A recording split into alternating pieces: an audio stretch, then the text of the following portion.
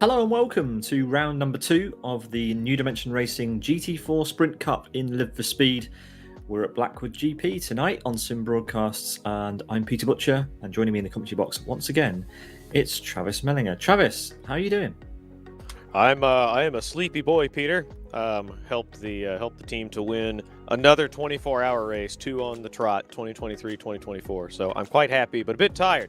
But I get excited for GT4, any NDR event for that matter. So I got enough pep in my step to get through this with you today. Great stuff. Yeah, Travis coming off the back of the iRacing Daytona 24-hour there.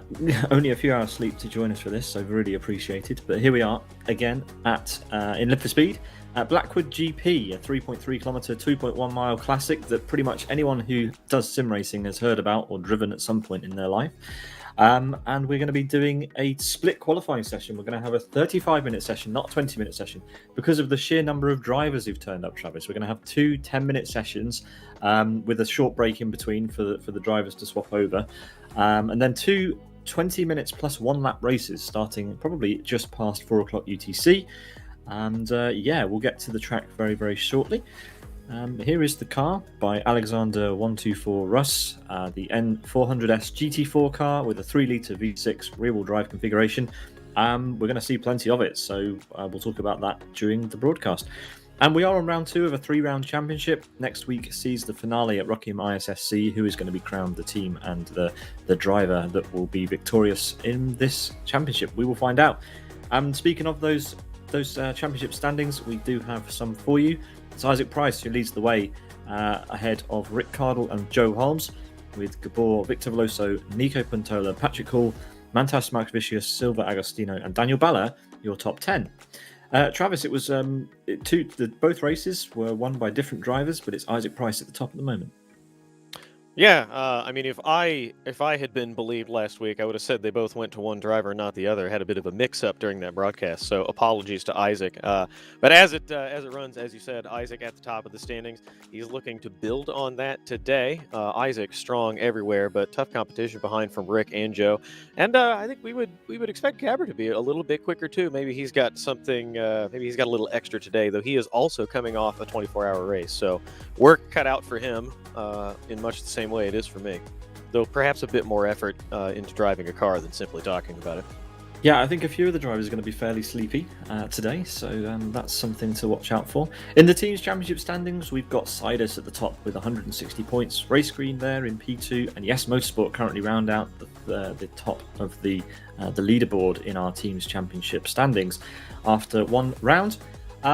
Travis, we've got cars on the track, so we should probably head there and get this show on the road for the first of 2 10-minute qualifying sessions to decide the grid for round 2. We do. Mantas Markvicius out in front of the pack. He's got that is NDR and Imran Azar behind him, so plenty of daylight ahead of Mantas Markvicius. One thing we talked about last week at West Hill was how the track gets a little bit crowded with that many cars on it. Blackwood a bit shorter than the West Hill National configuration, but with fewer cars on the track in the split sessions. I think perhaps it'd be a little bit easier for these drivers to find room and avoid traffic. But things can change. Drivers come out of the pits at an awkward time. Drivers come out of the pits at awkward times. You know, people spin off. Anything can happen. But here we go, looking at Mantas Markvicius, first driver to start a flying lap up and over the, well, not quite up and over the exit curbing. That's the faster line if you get up on it a little bit without getting the tires too dirty. Under the gantry, down the hill, and he'll be back up again in just a second to begin the difficult part of this circuit, where you have to turn the steering wheel. into the first corner, nice and clean on the tire marks, a little bit wide out of the first corner, but now tricky, especially in this car because you use the rear of the car to steer so much, tricky through this chicane, avoiding those sausage curves. You want to get as close to them as you can to carry the speed. Nice and clean for Mantis Malkovicius, putting a gap on Derek behind him as he streaks down this very long, iconic straightaway to the back half of the circuit. All the way over the entry curbing, up over the curb and onto the grasscrete on the exit. Ooh, rear of the car is starting to get away from him now as he comes through this very fast right-left combination, almost a chicane. Now up over the crest, under the bridge, hard on the brakes. Now binders on to get the car tucked in nice and tight. Misses the apex a fair bit. Oh, rear of the car gets away. That takes Mantis Malkovicius off the track. That's going to cost him a few tenths. So I don't think Mantis Malkovicius will be setting the benchmark time through the first round of flying laps, but he will at least have a banker on the board, minute 12.75. I think Pete will probably see a fair few drivers go faster than that. Yeah, well, this first group have got 10 minutes to set their time lapse, and we've got a flurry of cars coming through now. Drivers last time, Travis, at West Hill National were doing one out lap, one hot lap, and then coming straight back into the pit lane to change tyres. But this is a 10-minute session now for these guys, so they get fewer opportunities to do that. So I wonder if a couple of them are going to try and do 2 flying laps on the bounce. Is that a good strategy? We don't know really at this point. Perhaps not as much turning left and right here as there was at West Hill. So maybe the tires are a little bit more willing to give another lap. Kind of hard to say. Mantis Malkovicius either way doesn't seem to be in too big a hurry to get back into pit lane. So maybe he's cooling down to get another run, or we'll see if he comes in pit lane. Either way. As you said, with 10 minutes allocated to the first group of drivers, they'll need to use the time pretty efficiently if they want to get out and then back in. Yep, and here we go. Mantis Malkovicius into pit lane. I think we will see a repeat of what we saw last week with drivers doing a single flying lap and then coming in for new equipment. Imran Azar in the pits behind Mantis Malkovicius. On the track, Imran Azar pipped Mantis Malkovicius by 1/10, just as I said that somebody might go quicker. And as I said that, Silva Agostino, who got so much of our camera time last week, now up to the very top, minute 12.48, couple tenths clear of the drivers behind him. Yeah, we're watching Jeremiah Stanella, who will probably end up going back to the pits as well. And so, yeah, he will head into the pit lane probably. Yeah, very tricky spot to try to get out of the way of drivers coming through. That looked like a Sidus car that went through, and he was in kind of an awkward spot at the entry to the... Do we call that a chicane, Pete? It is well, it's certainly less of a chicane than this one, but the sequence of bends. Yeah, before you go up and over the crest down to the final corners.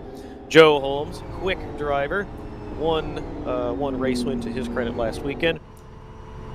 In hot pursuit of that purple and green machine behind him. Jumps on the brakes now, tucks it in neatly all the way down on the curbing. Very nice line from Joe Holmes. Using all of the curbing on the exit, looking very efficient from Joe, though if this is a flying lap, I think he'll be a bit frustrated from the car ahead of him getting in his way. Now banging doors, kind of a lack of awareness, I would say, from the green and purple driver. Not sure which car that is. Apologies to its pilot. Joe on the brakes now, into the final corner, nice and tidy. You want to avoid the curbing on the inside, get up and over the curbing on the outside, which Joe does. Over the line. Now, Joe Holmes, even with some setbacks, a blinder of a lap. Pete, 11.69, almost a full second clear of Silva Agostino behind him.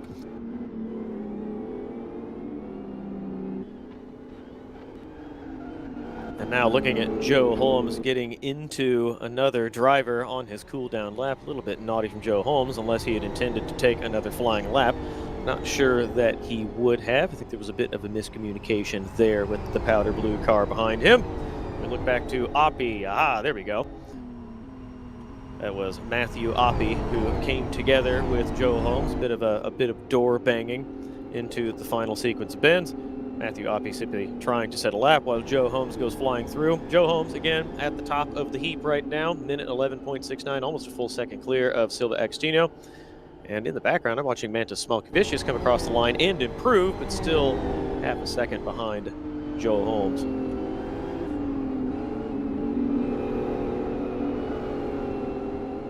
Matthew Oppie is looks to be a bit in the way of some of the cars behind him as he goes around through the final corner to start a flying lap. Carlos Maciojtis now on track. Not sure yet if this is a flying lap. Going to guess no, judging by the weaving. Think he's trying to put a bit of heat in the tires, Pete. Here he goes. Up and over the left-hander and up the hill, and I anticipate we'll see him come across the line in just a moment to start flyer. Yeah, here we go, the number 34, currently in P9. Carlos Maciojtis.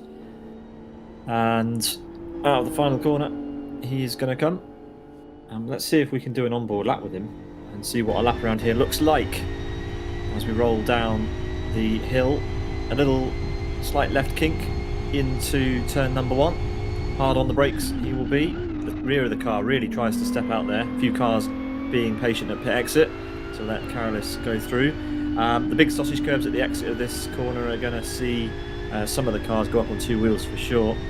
And there's another set of sausage curbs, Travis, in this second sector as well to watch out for. Lots of slipstream opportunity down the back straight here to the huge braking zone, and then a tight 90-degree right-hander where we're going to see plenty of drivers going for big sends, I'm sure. You can run the car all the way out onto the AstroTurf, and then a quick right-left through this chicane. A little bit wide of the apex there for Carlos. That's going to compromise his exit onto the run-up to the final sector line, which is under the Avon Bridge. And then 2 corners to go to complete his qualifying lap. It's a bit of a ragged end to the lap, Travis. He's trying to put on plenty of opposite lock to compensate for the ragged chicane. But that looked like a decent final corner. So up and out of the final corner. Will it be an improvement from P10? It is, but just back to P9. 1 place, Travis. Yep, 1 position, better than none. As you said, you really drive with the rear of that car, and he was fighting it a lot. Perhaps got a bit too lively under him. So we watch Matas Malkavicius. Looks a bit slow into this corner, the 6th of 7 around the Blackwood circuit. So I assume he's winding up for a flying lap. He is all the way out over the green pavement. Up and over the curbing, beautifully done out of the final corner, carrying lots of speed up and over that curb, and here he goes.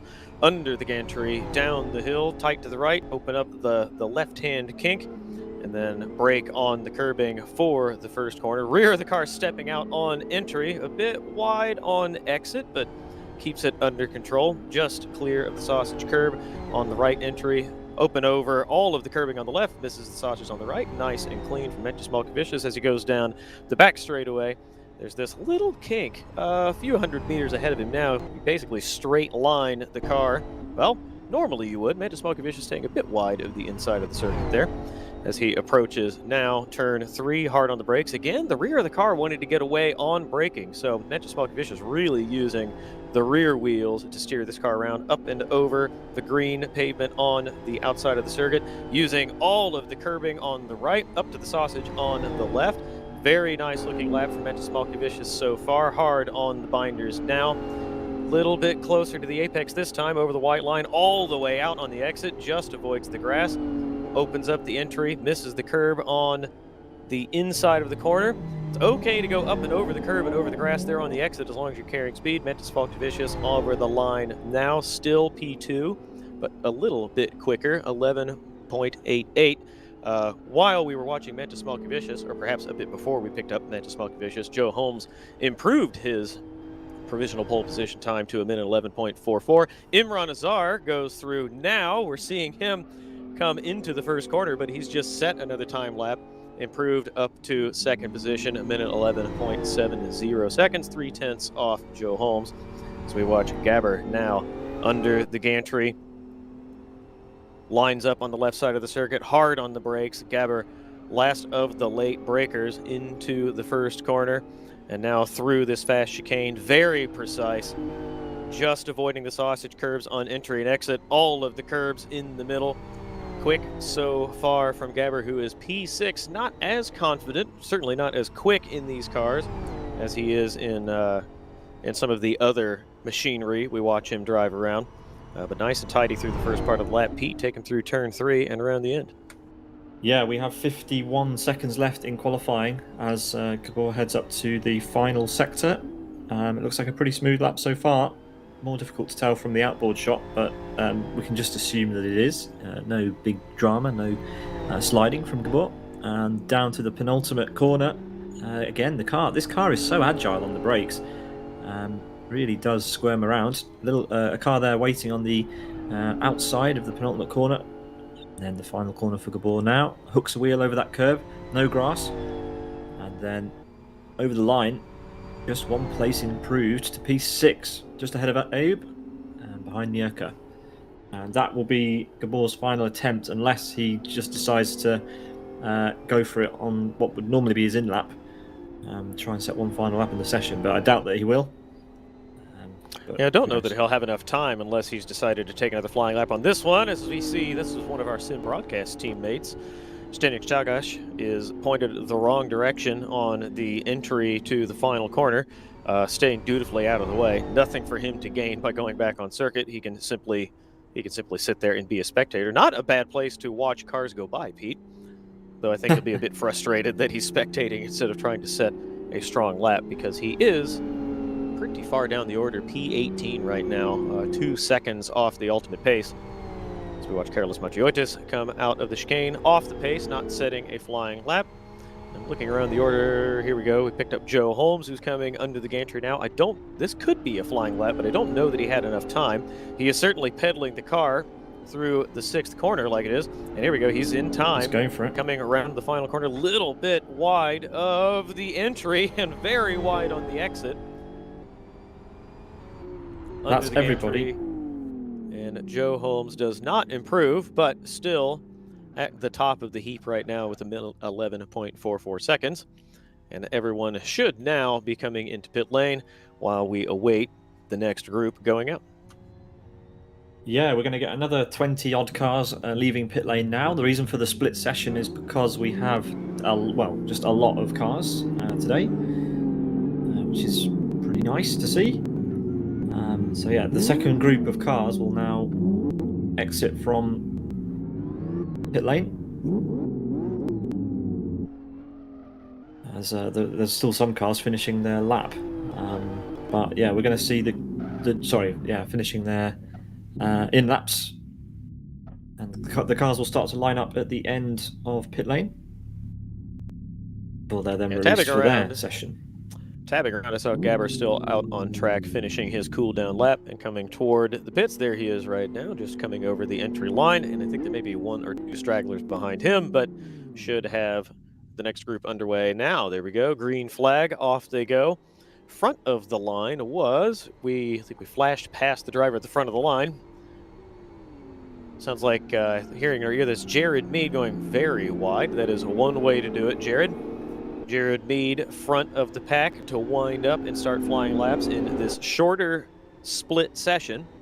We've got cars 42 all the way down to the last numbered car. That is the number 98 of Jared Mead, who we picked up on camera. Has someone a bit thirsty behind him, who I think Jared Mead is weaving and trying to warm up tires. That is Isaac right behind him, wanting to get through. Isaac doing a bit of bump drafting while they're both trying to warm their tires. Risky proposition. I don't think Isaac would feel too terribly about getting Jared out of his way, so he has some clear air to set a fast lap. But so far, certainly it doesn't appear to be that urgent, Pete. I think Isaac is going to sandbag a little bit, spin up those rear tires, build a gap so that he doesn't catch Jared Mead on a flying lap. He will set off on his way after he gets through this corner and the next, turn 7. Yeah, and one interesting thing is that if any of the drivers match any times that are, of course, already on the timing tower, then they will not go ahead of them, they will go behind them. So everybody that's out on track needs to beat the times they can see. Matching them will not do. So if Isaac wants pole position, he has to do better than Joe Holmes. He cannot set a 1:11.4 at this point. But let's see how it goes in quali. Jared Mead leads the way. Yeah, leads the way, and not as quick as Isaac. Isaac picked up a 10th or 2 on him already through those chicanes. So I think downforce, aerodynamic interference, not as big a factor in these cars as it would be in something with a lot more downforce, but Isaac pulling Jared Mead down the final straightaway. This will certainly help, but now I think he's probably at risk of being held up a bit here by Jared. A lot of benefit in the slipstream getting down to the back straightaway very quickly, but now he's through these corners 4 and 5, and this has compromised Isaac pretty badly. Seriously doubt, no offense to Jared Mead, seriously doubt Jared Mead is going quickly enough that he's actually pulling Isaac along at this point to set a time near or better than Joe Holmes at the very top. Isaac bails. Yeah, there you go. Isaac bails out. We'll watch Jared Mead come across the line first of this group to set a time. Wide of the curbing, up and over the crest, and under the lights. Jared Mead all the way down in 21st position, 1384. Wise of Isaac to just get out, get fresh equipment, and get off cycle from everyone else. Yeah, so nobody so far attacking those top times. Most of the times coming in at the bottom as the drivers sort of warm into the session. And as you said, Isaac's been in the pit lane, has got a fresh set of rubber, and is coming out again. But yeah, mistimed really, I'd say that was. To try and set his lap directly within the slipstream of Jared. I suspect that I think he tried to line that up so he would benefit from the slipstream and ended up getting a bit too close, kind of misjudged how much room he needed to give to gain a few hundredths, maybe a tenth on the slipstream while still having some room to maneuver around these corners. Misjudged it, slowed him down a little bit, but no harm done. A slow lap anyway. He ducked into the pits, and now if he can find a little bit of space, though, he's going to have a bit of difficulty with it. He's got Jerome Greed behind him, who's pulling into pit lane. Sean Lee aggressively warming tires. Sean pretty quick, so I don't expect that Sean will hold Isaac up too much. Maybe a better partner for Isaac Price to try to gain time on slipstreaming. And here we go. Sean Lee up the hill now. Isaac Price in pursuit on the brakes and into corner 1. Isaac Price looking for this one to go a bit better than his previous lap. Sean Lee has just finished the lap. Didn't see where he is in the order, but he's nowhere in the top 20. Isaac Price taking a ton of curb there. Doesn't appear to have compromised him too badly. Sean Lee 12th position. See him on the board now and giving a ton of slipstream to Isaac Price. Sean, I think, will politely jump out of the way here so Isaac Price can move back onto the racing line. He does. Sean dutifully out of the way. Isaac will be thrilled with that. Now all he has to do is put together the final few corners without any mistakes, and I think we'll see him pretty close to the top. Yeah, that will have definitely helped Isaac a little bit. Sean courteous and moving out of the way. Of course, he's finished his flying lap and will be going back to the pits, but Isaac is off sync at the moment. This is his first timed lap that we're about to say. Oh no, he's bailing again. He wasn't happy with it, Travis.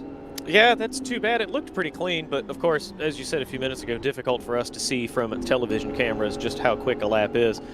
He had everything he needed to set a quick lap there, and I guess just not happy with how he got through the back part of the circuit, even though he got some help from Sean Lee. He did have that big jump over the sausage curbing as we watch. This is Robin Nielsen coming across the line now, P20.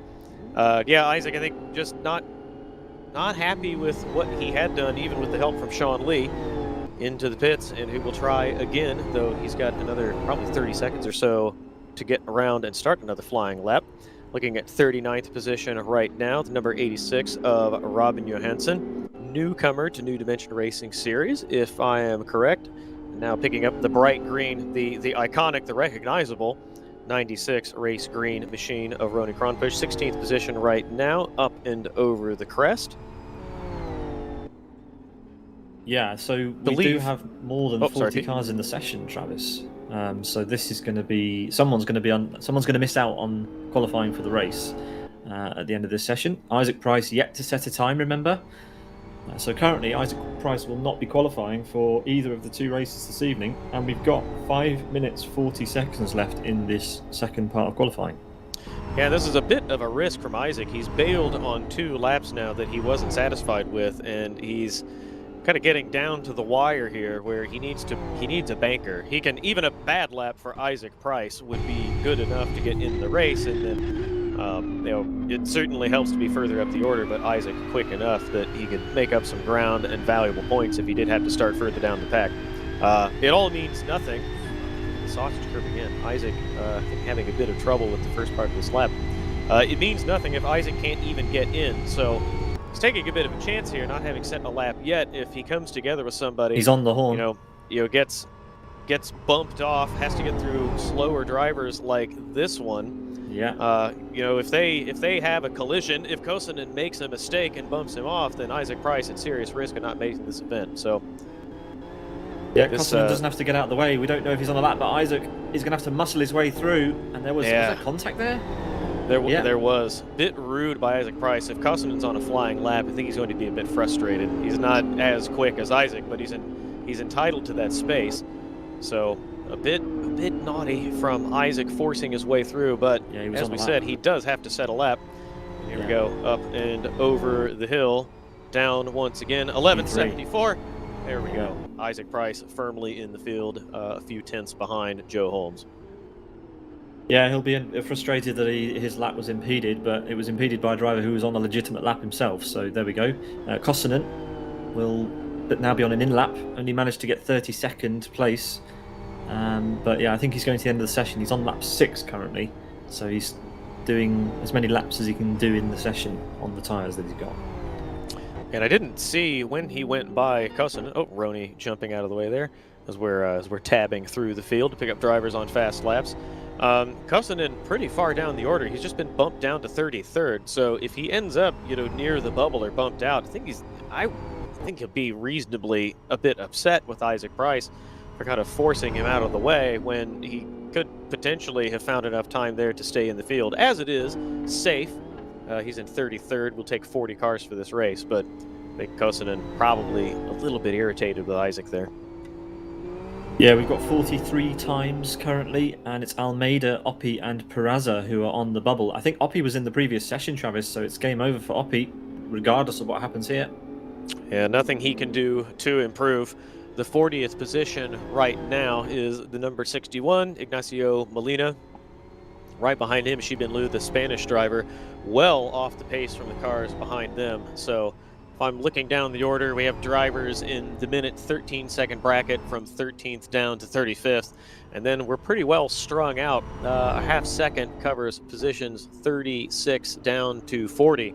So anyone outside the bubble, if there are any drivers outside the bubble in this session, they could still bump their way in because there is a lot of time to be found. Yeah, the limit is going to be 38 cars because we need a safety car and we need a rescue car, of course. So yes, Liu and Molina are also on the bubble alongside Almeida and co. So 5 cars currently will be ending their round 2 competition here in the next 2 minutes. I'm looking up and down the order here, and I see that Xibin Liu was in this session, but he's not out on track trying to improve his time. So I've moved around looking for him, and he's not even on track. So he's entitled to be out there setting a time. I think it's perhaps a bit too late for him to do it now. But as it stands, he will not be improving. The next driver, Badaruk, cannot improve. It was my mistake. I thought it was cars up to number 41 in the first session. It was 42, so he won't be able to improve. He was in the first session.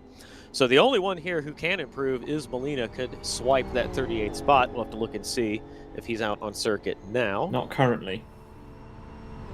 Molina is not on track. He's not even connected, so Molina won't be improving either. I think we have this field pretty well set then. 2 drivers who cannot go out on circuit. They were in the first group, and 1 driver not even connected in session. So we have our top 38. We tried to create a bit of intrigue and drama there, Peter, but the circumstances not cooperating with us. No, final 2 corners on Isaac's latest attempt at a flyer. Coming up now. Pushing pretty hard. Currently P3 drops a wheel on the gravel there. It's going to compromise him for the final corner. Yeah, kick of oversteer onto the grass a little bit. As we run up to the line, Joe Holmes' time looks mighty, and it's so close, 0.03 of a second. P2 for Isaac. Yeah, almost, but not quite enough. And the difference is you said you're sawing at the wheel a little bit, fighting the oversteer. If you can manage that just a little bit better, keep the hands a little bit more level, nice even hands straight across the steering wheel. Let the power get the car around the corner. Then maybe that's 0.03 of a second. But either way, championship contenders at the very tip top. Nowhere to be found behind them is Rick Cardle. Where is Rick Cardle? Rick Cardle I don't see Rick Cardle in the session at all. Yeah, he's not on the list of qualifiers, so Rick's not here. Second in the championship, not even attending today. So Joe Holmes and Isaac Price will duke it out. One of them could retain the championship lead. The other would love to take the top spot. And they will not have Rick Cardle to contend with today. Jared Mead just snuck across start-finish line before the clock went to 0. So Jared will be the final car to try and improve. Currently in P34 and set at 1:13.60 as his best lap in the session. Jared. I was going to say Jared far down the order, and Jared's no slouch. He is not a slow driver by any stretch, but appears to be struggling a bit with this combination. Yeah, we've got nearly as much of the circuit. Here. Yeah, we do. Not nearly as much of the road as his competitors do. Very safe line out of the final corner. That's good for a few kilometers per hour down the hill under the lights. Big improvement. Yeah. Well done to him from 34th up to 26th. That should help his chances in the race. Yeah, and that ends the qualifying session. Yeah. So we've got a lot to go through because we're going to have 38 cars, and we're going to find out who the 5 are that will unfortunately not be making it through. It's Joe Holmes on pole alongside Isaac Price, with Imran Azar in P3, Mantas Malkovicius in P4, Bagdonas in P5, Daniel Balla, Kondrik, Olof, Sean Lee, and Palm P10. Travis, do you want to do the honours, and we'll find out who those 38 are?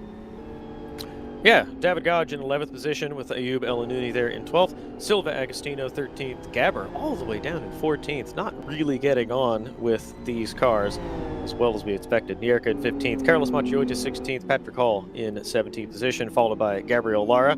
That is Ronnie Kronbusch backward in the background. A nice a nice half-quarter spin into the tires there. Tiefenbacher, newcomer, in 19th position. Arabias Zanella in 20th position.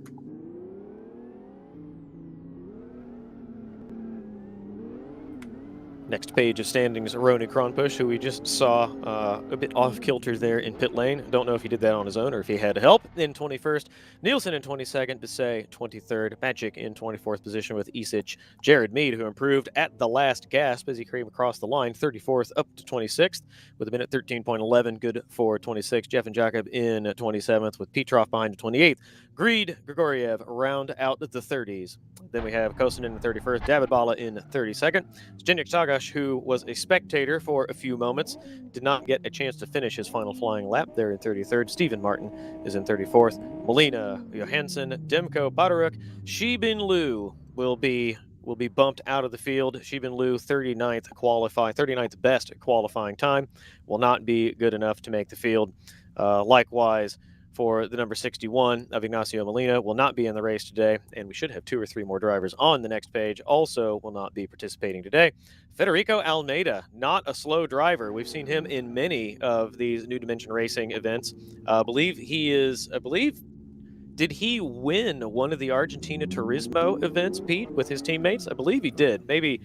Perhaps my memory is not serving me here. But either way, Federico Almeida, no stranger to these events, but not racing today.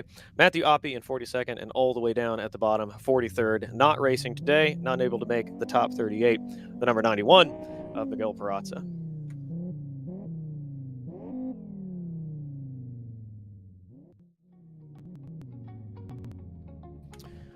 And there we have it. The top 38 are set for the race.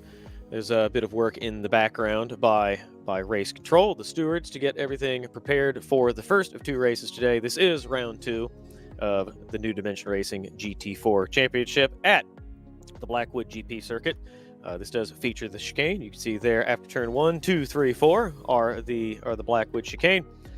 We will start the first race in should just be a few minutes time. It'll be 20 minutes plus 1 lap. We'll have a short break between races, and then again 20 minutes plus 1 lap. And we will have. Do we feature the reverse grid again today, Peter? I believe we do. I have not heard otherwise. Yeah, we're going to have the reverse grid and a little bit of excitement because we're going to be making an announcement between the 2 races, Travis. There's some exciting news coming. An announcement, Peter? Yeah. This is entirely unexpected. I know. Yeah, so stick around for race 2. We'll be announcing something between the 2 races today. Because we had the longer qualifying session, it was 35 minutes broken up into 2 10-minute sessions with a break. Because of the enormous number of qualifiers that we had, we are going to be starting a little bit late for race 1. I reckon it'll be about 8 to 10 minutes from now, probably. So if you want to go and get a cup of tea, go and grab a snack, then now is the time to do so before we get going for race 1 in a few moments. Travis, we have a race in prospect here. 38 cars at Blackwood. That is a lot of cars. It is a lot of cars. I think this is going to be very exciting opening laps of both races. First one with everybody bunched up, a lot of cars packed in on a relatively short circuit, and then we will take the top 10, flip them around 10th to 1st, and do it all again with perhaps a bit of shuffling in the front of the pack while everyone is dicing behind.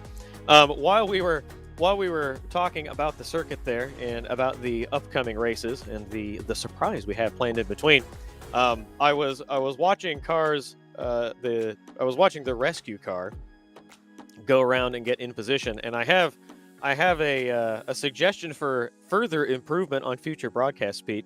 Sigita Sakis made an unbelievable handbrake turn pirouette to get the car into position and neatly backed in there on the far inside of the 3rd corner. Maybe we get course car shenanigans in the future. Sigita Sakis, apparently very talented at rally crossing, off-roading, because it was an impressive job to get the car in position without. It looked a little bit dramatic by design, but very tidily into his position. Yeah, we've got a dummy grid scenario here today as well. So the drivers are going to be pulling off from the pit lane. They're not going to be starting on the main grid. So that's another thing to look forward to at the start of the race of the races. Sorry. What else can we talk about? Well, we've got a graphic on screen at the moment, which is showing you the broadcast team today, and we are, of course, still recruiting for commentary for Live for Speed. So if you're interested in joining up, then you can do it. It's in broadcasts.tv/join, Travis. We've got some vacancies. We do have some vacancies. We need more Americans. That's what we need. I'm the only one holding down the fort in the commentary box, apart from an occasional appearance by JP number 1, Jonathan Palmer. We need more representation from North America. I guess that could include Canadians too. Jared Mead, do you feel like a commentary gig? Go submit the application form and give us an example. Maybe you can join us in the commentary box from our northern neighboring country. We have a couple of grid penalties apparently, and you can find out what the official grid will be at tracker.newdimensionracing.com. That will also have all of the live standings during the race as well. So if you like a timing screen, then that's the timing screen you need to pull up. And yeah, the final grid for the first of 2 races is there, and we will of course have that reversed top 10 for race 2.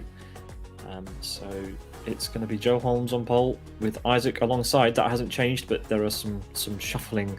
There's some shuffling that's happened on the order. So check out the tracker, and the grid is just being set in the background now. The drivers are being instructed to join. So things are moving on, Travis. We're going to have a grid very shortly. So we'll play the trailer, and we'll be back in just a minute.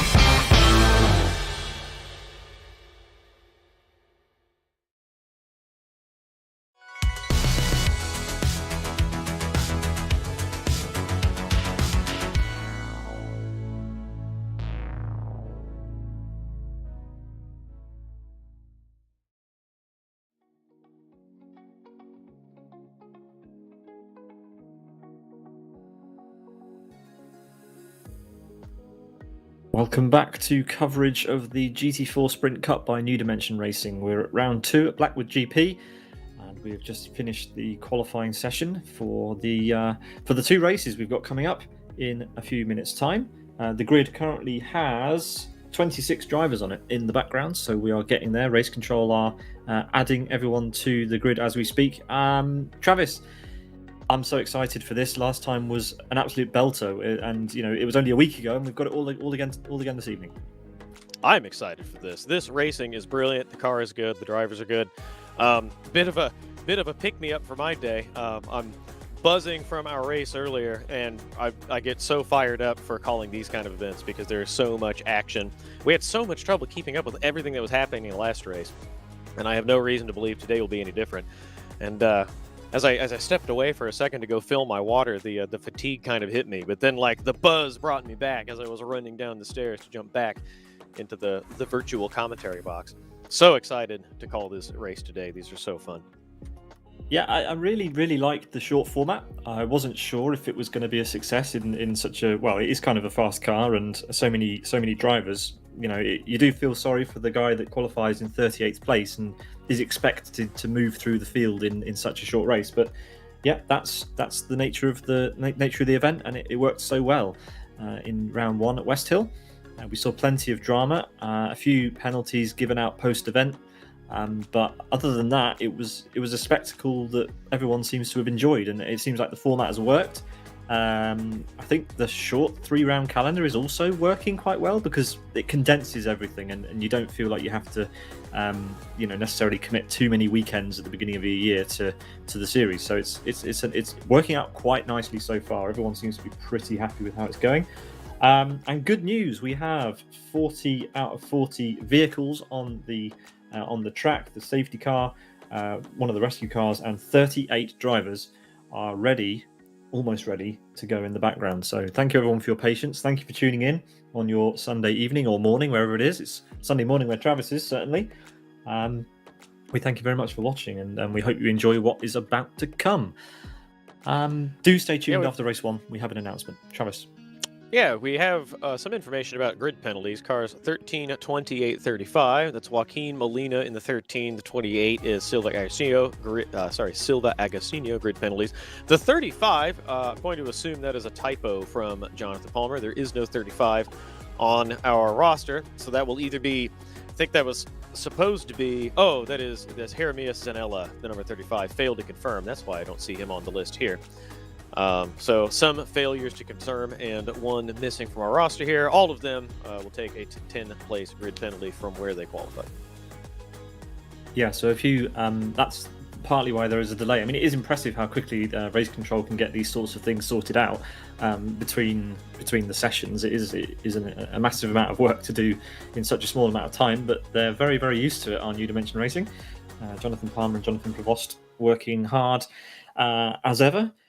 We should be hearing at some point the voice of Prevost over the broadcast, because he is today's designated Race Control, and it's always good to get the insight from Race Control on the stream. So looking forward to that as well. That was another thing we were going to talk about, Travis. You mentioned that there wasn't really that many. There weren't that many causes for rescue cars or safety cars in round 1. Is today going to be any different? I mean, the track is a lot tighter, and we've got some deadly chicanes here. Yeah, the first corner at West Hill, there's a lot of opportunity because there's so much time to build speed and get cars 2 or 3 wide, and then you go into that top speed, right-hand bend, which is not quite top speed on cold tires and with cars, all around you, but there's enough room there that if it goes wrong for 1 or 2 drivers, everybody else around or behind is carrying enough speed that they might get caught up in it, or they might just end up in the runoff, and then everyone carries on their way. Here, we have a fairly long run, not quite as long, but fairly long run down to a tight right-hand corner, and then this diabolical chicane with the enormous sausage curbs. So I think a lot more potential for carnage in the first corner today. Hopefully that's not the case. We would rather not see the course cars get involved. We'd like to see everybody get away cleanly and have a nice close race. But the circumstances certainly point to it being more likely today than it was last week.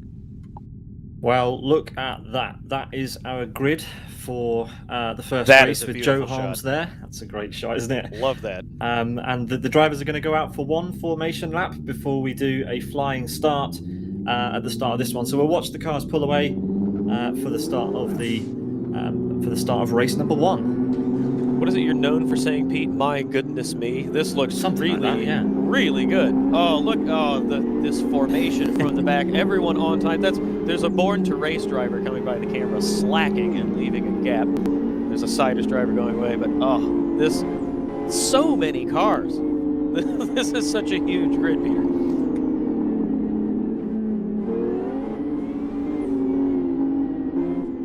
Still got the last few in the back. One a bit of a laggard here.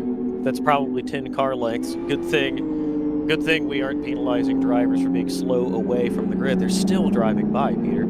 Yeah, and there's a car pulling out of the garage now. Last one. A little bit of wheel spin there to bring the rear of the car around, and now trundling down pit lane past the camera. 38 cars off the grid in pit lane. What a great shot.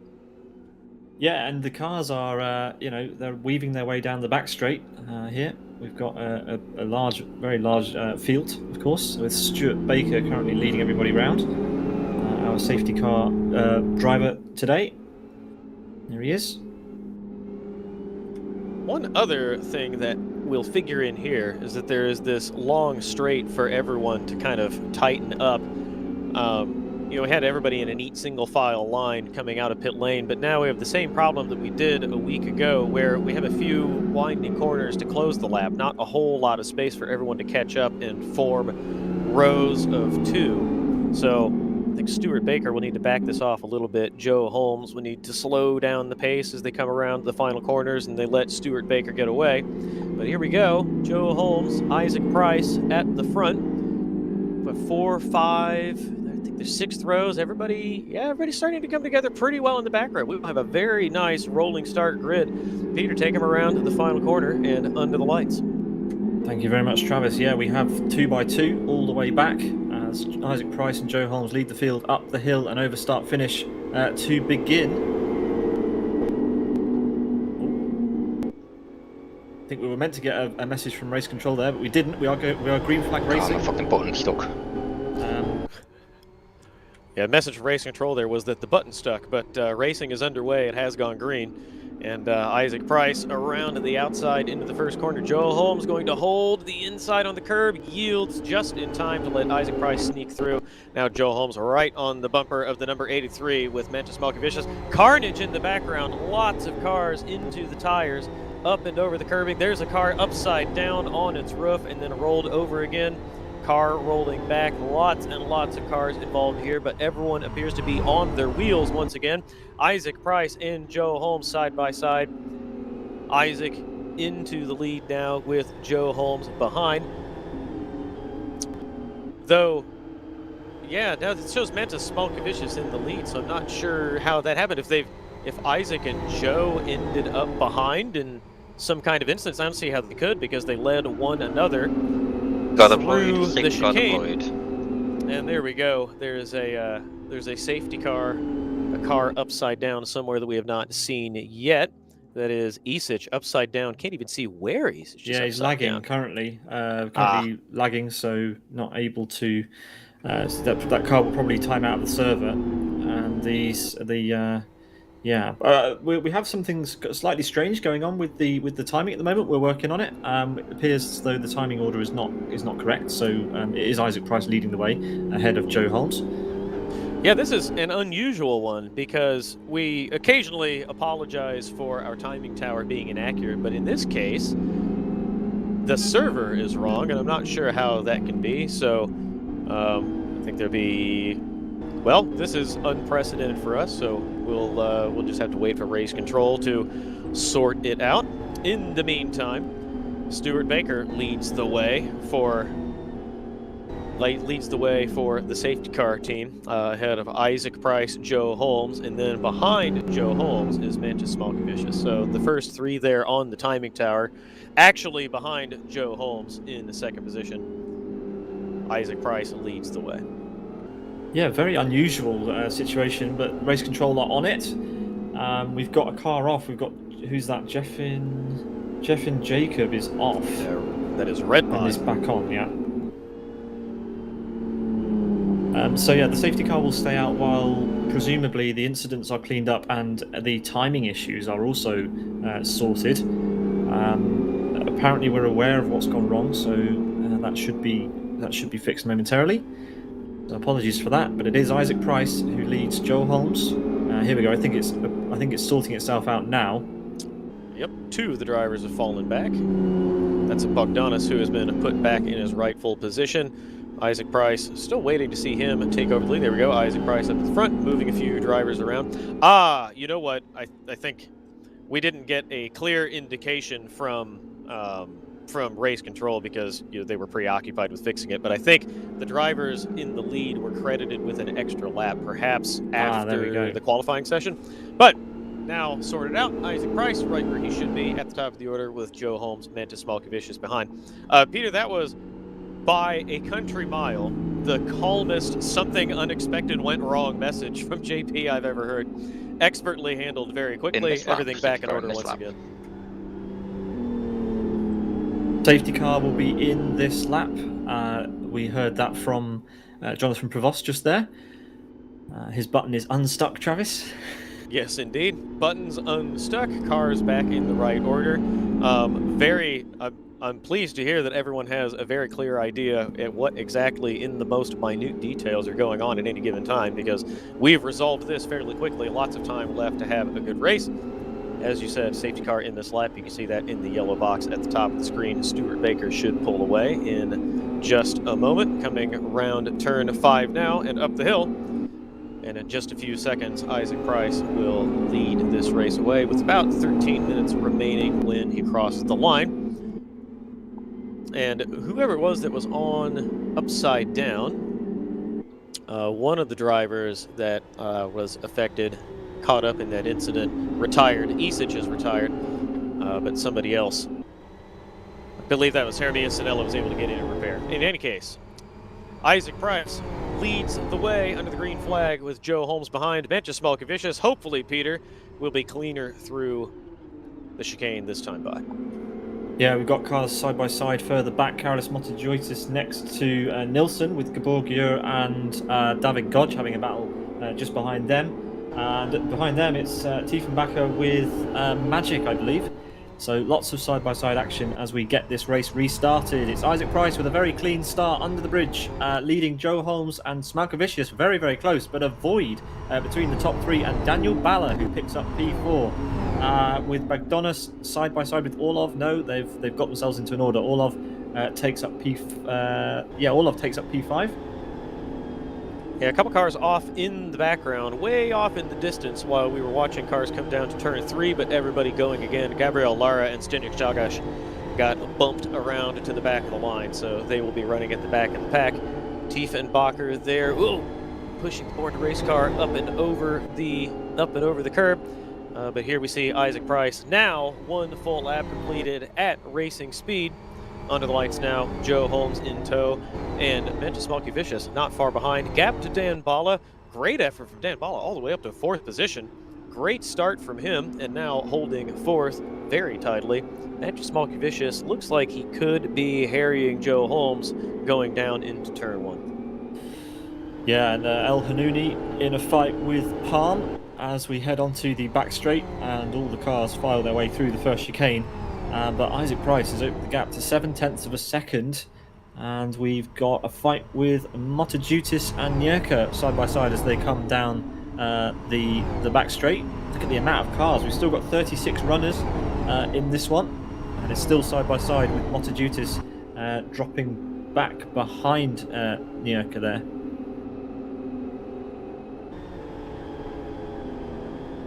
Sean Lee. We have not seen much of Sean Lee for a while, doing well here in 10th. Sean having some personal obligations that kept him away from racing for a while, but glad to see Sean Lee back, doing a good job here in 10th position. One of the mouse drivers in the field, Pete. Not many of those around, but Sean is one of them, and awfully quick with a mouse. Yeah, there's a number of very, very talented drivers that use mouse to control their cars, which is fine. Whatever can make you, whatever allows you to go racing is fine by us. As we're watching Ronnie Krompush following Petrov and Demko, who are side by side over start finish. And Chris has just counted up. There are 15 drivers in the server who are using mouse to control their cars today. That is, I had not done my own survey. I'm glad he did. That's more than I expected. I expected 5 or 6, but not 15. So hats off to those guys. I can't do it, but some of the mouse drivers are blinding quick. Gabber, notable among them. Very, very fast driver, and also with the mouse. Not as fast as we're accustomed today in 13th position, but does pick up one spot there on the brakes into turn 13. Off he goes in pursuit. He would like to get into the top 10. If he could sneak into 10th position, he would be on pole for race 2, which would delight him to no end, because he has not, as evidenced by his performances and by his own admissions, not gotten on as well with these cars as he is the cars where we see him just fly away in the lead and disappear. Yeah, Imran Hazar hasn't had a good start at all. He's in P21 at the moment and fighting with Bissy around the outside and then up the hill to start finish. As we approach halfway through race 1 already, I can't believe it, how fast these races go by. But the gap at the front is holding steady around 7/10 of a second, with Smarkovicius now starting to drop off the back of Joe Holmes. Possibly Travis pushed a bit too hard too early.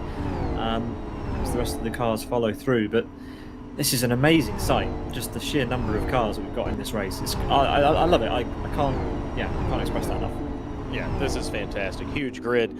I was going to say in 4th, 5th position, Dan Bala, again, great performance from him. Dan is not slow by any stretch, but not usually up there in the top 4 or 5. Great race from him. And in the number 50, Bertus Bogdanis, out of nowhere into the top 5 and not that far behind Dan Bala. Dan Bala's fallen behind Mantis Malkivicius a few seconds, the top 3 kind of driving away from everyone else. But Dan Bala and Bogdanis doing very, very well. Picked up the number 20, or the position 26, the number 69, Kosonen. Talked about him a bit earlier. Made it in despite a bit of door banging with Isaac Price trying to set a competitive time in qualifying. And here we have Magic ready to make a move going into turn 1. Ooh, that is oh! I was about to say that's a perfectly fair defense that Magic tried to go where there wasn't any space.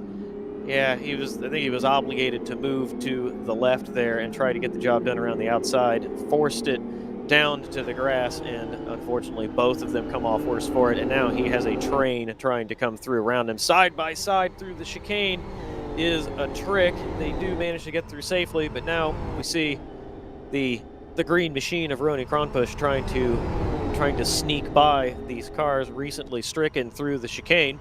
Side by side racing down to turn 3. Ronnie changing lanes, 3 wide into turn 3. This doesn't work, Pete. Oh my goodness, it does. Ronnie gets it done around the outside, 3 wide. Marvelous racing by Ronnie. Yeah, great stuff, but still side by side with Magic and Bissy, and it's Magic who gets the lead.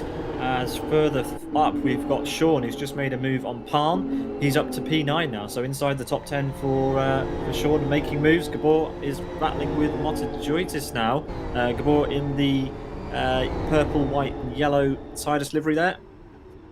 And he wants this in one more position. Taking pole with the reversal of the top 10 would be very helpful for his chances in this championship. He hasn't gotten on as well as the Isaac Price, Joel Holmes, Mantis Malkivicius combo at the top, but not far off at all. Yeah, lots of positions changing as we've come to expect, and we've got El Hanouni side by side with Daniel Orlov into turn 4, and it looks to be job done for El Hanouni. Nicely done by him. Ayub, who featured in the BF1 leagues as a man with a lot of pace, but just miserable luck, running really well today in 6th position. Did eventually get a win in BF1 after a few disconnections, internet troubles during the middle of races where he was leading or very competitive. Appears he has sorted that out because we've seen other good results from him in other series and running very nicely today in 6th. Yeah, it's a good effort from Ayub today once again. The gap between our two leaders is rock solid at 7/10 of a second. It hasn't moved in since the basically lap 2 at this point. So those two are pulling a gap over Mantas Markovicius as we continue to watch El Hanouni from the camera. Yes, Sean Lee, I'm just looking through the order to see where the fights are. Sean Lee has picked up another position in 8th, and he is in the hunt behind Daniel Orlov here for 7th. So Sean Lee, a brilliant rejoinder to normal racing. Ooh, has a peak there. Looked like he might go late on the brakes. That's a move that, I certainly do it, and a lot of among the more cheeky drivers tend to do. You give the fade where it looks like you're going to make a very late dive and spook the guy ahead of you into making a mistake. Daniel Orlov, either not paying attention or unfazed, still holds his position, but he has a lot of Sean Lee behind him. Silva Agostinho, who was so exciting to watch, now in a 3-way battle. Last weekend, Silva Agostino was making up lots of positions very quickly. Ooh, a bit of a squeeze on Carlos Machayotis, but that's a tough place to go side by side. And Patrick Hall now right up the rear of the car ahead of him. Silva Agostino wants to hold on to that 14th. Ooh, Rony Krumpush just into the rear quarter panel of the car ahead of him. Tucks the car on the inside, coming by the final corner. They're going to be side by side down into turn 1. Actually, I think Rony may just clear him. He does. And he takes he did a bit of a fade before he came back over to the racing line to brake for turn 1. And now Sean Lee in the slipstream behind Daniel Orlov, looking for one more spot, Pete. He is fully alongside. Yeah, brilliant job from Sean Lee. He's making progress through this field and has the inside line and takes the position up to P7 then for Sean. Sean has some pace. He is in pursuit of Ayoub El Hanouni now. There's 3.5 minutes left in the race, plus 1 lap. So I think Sean, that's good for 4 or 5 more laps. Sean Lee, I think he's got enough time to snatch 1 more spot. Yeah, Joe Holmes picks up the fastest lap, but still 0.8 of a second off the back of Joe, and it's really a train behind Sean Lee at this point. Daniel Orlov really leading it. Sean got through Daniel Orlov very quickly and has cleared off the better part of a second. Now Daniel Orlov holding up this train. That's Gabber behind them, wants to make up 1 more position, and it looks like he may very well get some help with everyone trying to go side by side through here. They string out after a few peaks. Gabber, nice run in the slipstream, is alongside and poised to take 10th position. Yeah, here they come under the bridge, side by side completely, and then Gabor has the inside line for the next corner. He's made the move, cuts back in front. Job done. Gabber now looking at a P1 to start race 2, should he hold 10th position here. Silva Agostino still battling with Imran Azar and Patrick Hall. Patrick Hall through on the inside. Ooh! Sorry, that's Agostino, not Patrick Hall. I keep getting these green cars confused. Yeah, that's Silva Agostino. Tried to go 2 cars into the exit of that corner, and no good. Silva Agostino comes out ahead, and now in pursuit. Carlos Machayotis ahead of him. Yeah, caught up quite quickly to the back.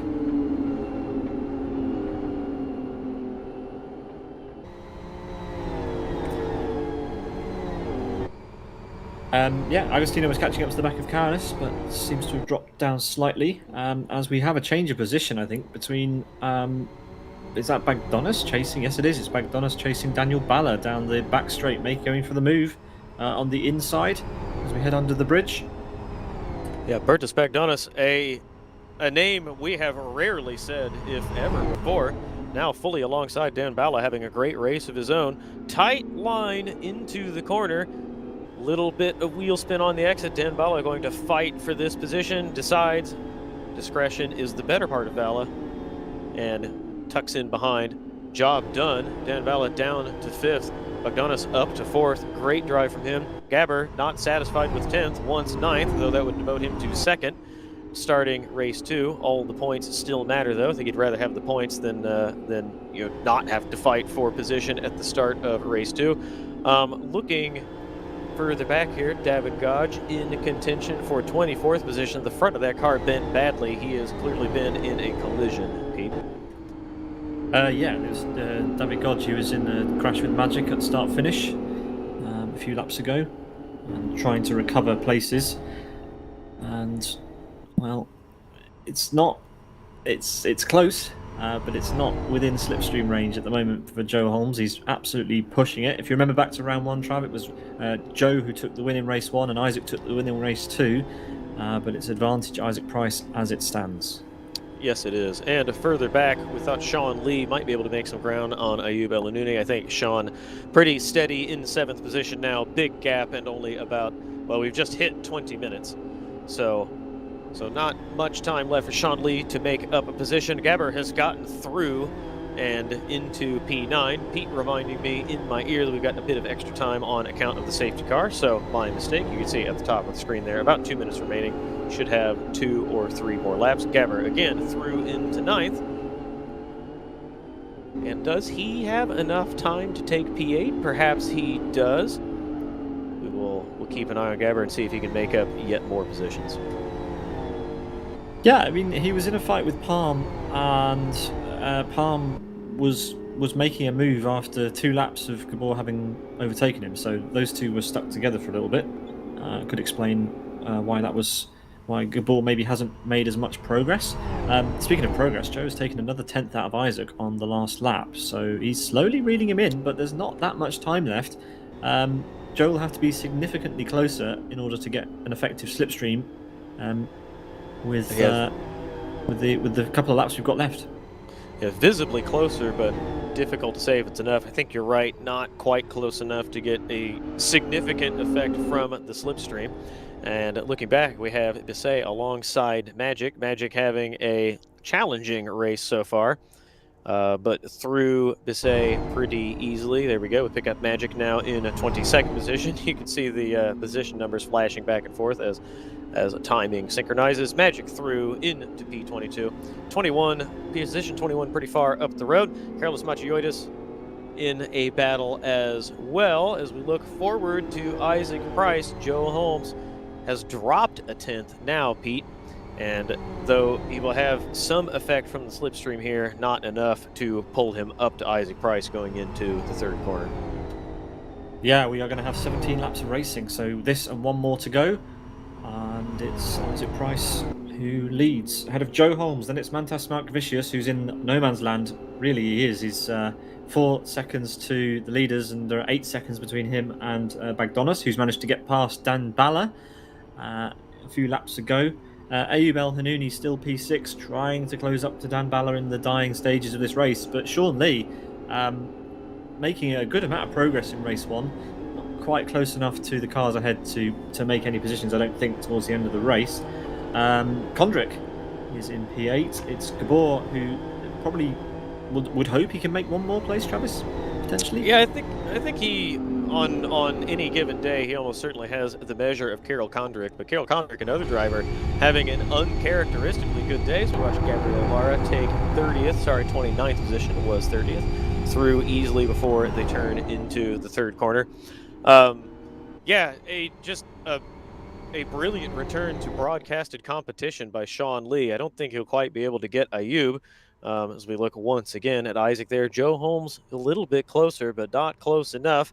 And he only has a few corners left to try to swipe this 1st position. I think Isaac Price probably has this one pretty well in the bag, barring a big surprise like this. Back marker well out of the way. No drama at all.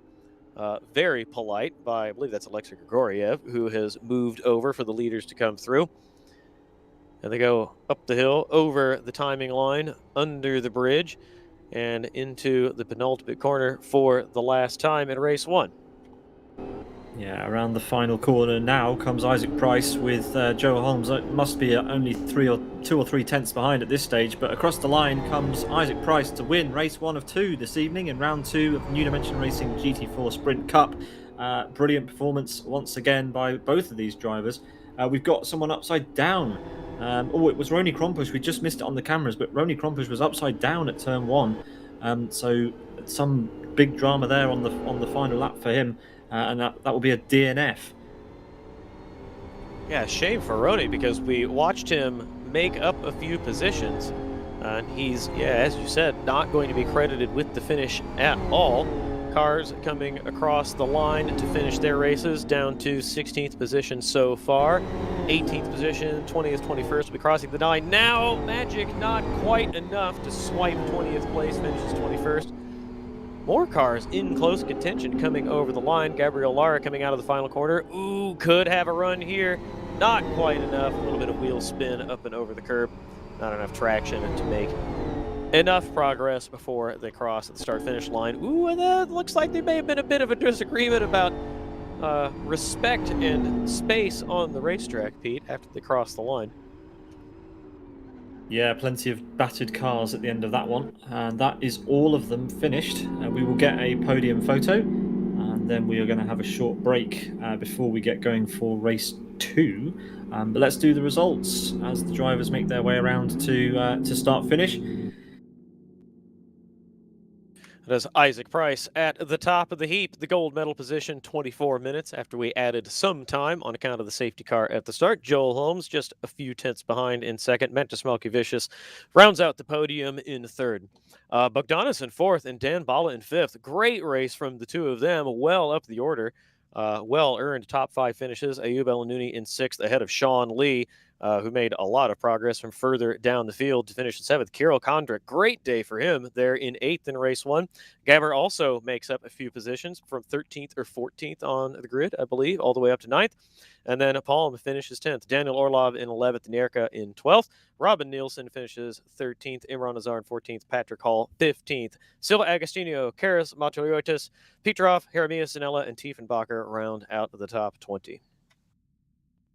There we can see from 21st position, we have Magic, Bisset in 22nd position, Kosin in 23rd, David Gage in 24th, followed by Stephen Martin in 25th, Greed, Molina, Gabriel Lara in 28th, Jeff and Jacob in 29th, Jared Mead all the way down there in 30th position from 26th on the grid. Not the result Jared Mead wanted from the first race today. David Bala finishes in 31st ahead of Roni Kronpush, DNF, down one lap on his lid in his final trip through the first corner. Not entirely sure how that happened, but unfortunate for Roni because he was running pretty well. Johansson there in 33rd position ahead of Zdenek Stagash, who also had some difficulty early on in race 1. Alexei Grigoriev in 35th, Dinko in 36th, and at the very back, 37th, did not finish the race, did not even take a lap. Was part of the reason for our safety car at the beginning of the race was Aiden Isic in 37th. And we have one driver who did not finish at all in 38th position. 38 start, 37 finish. And now we wait for race 2.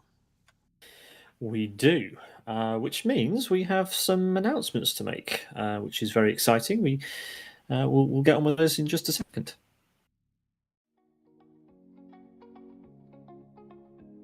So yeah, if 2024 was starting off to feel like a busy year, well, it's about to get even bigger. We've got a teaser for you, and we hope you enjoy it. Sit back and enjoy what's about to come.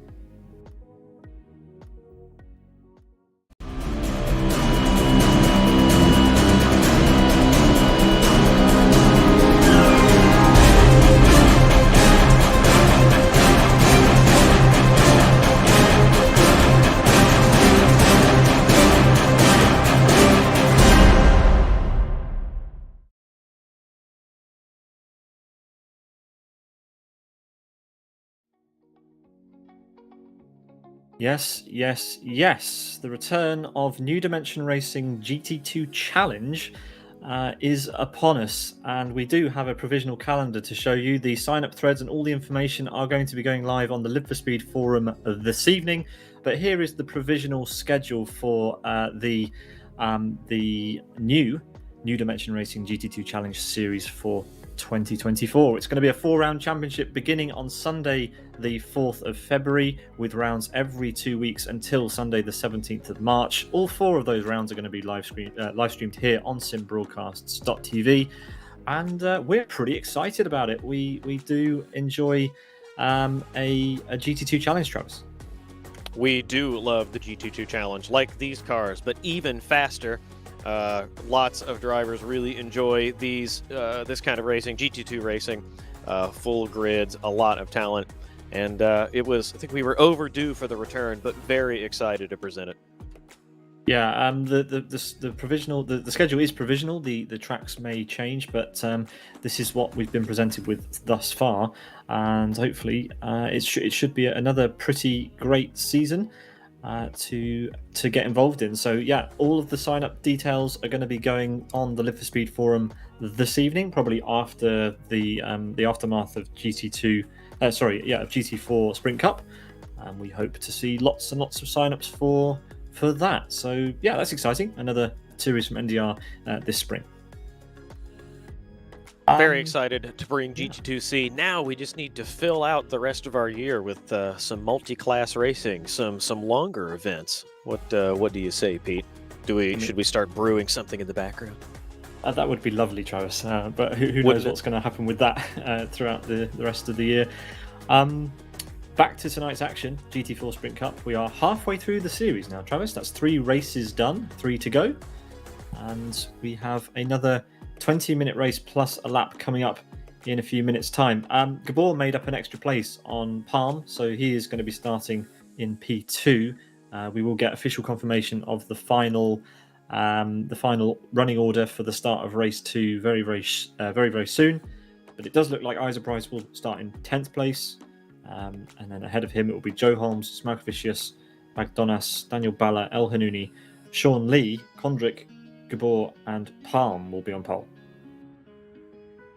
And I think this will be a very interesting start to race 2, because Gabor, obviously a lot of pace, was able to pretty easily get past Martin Palm, Daniel Orlov, the drivers behind him.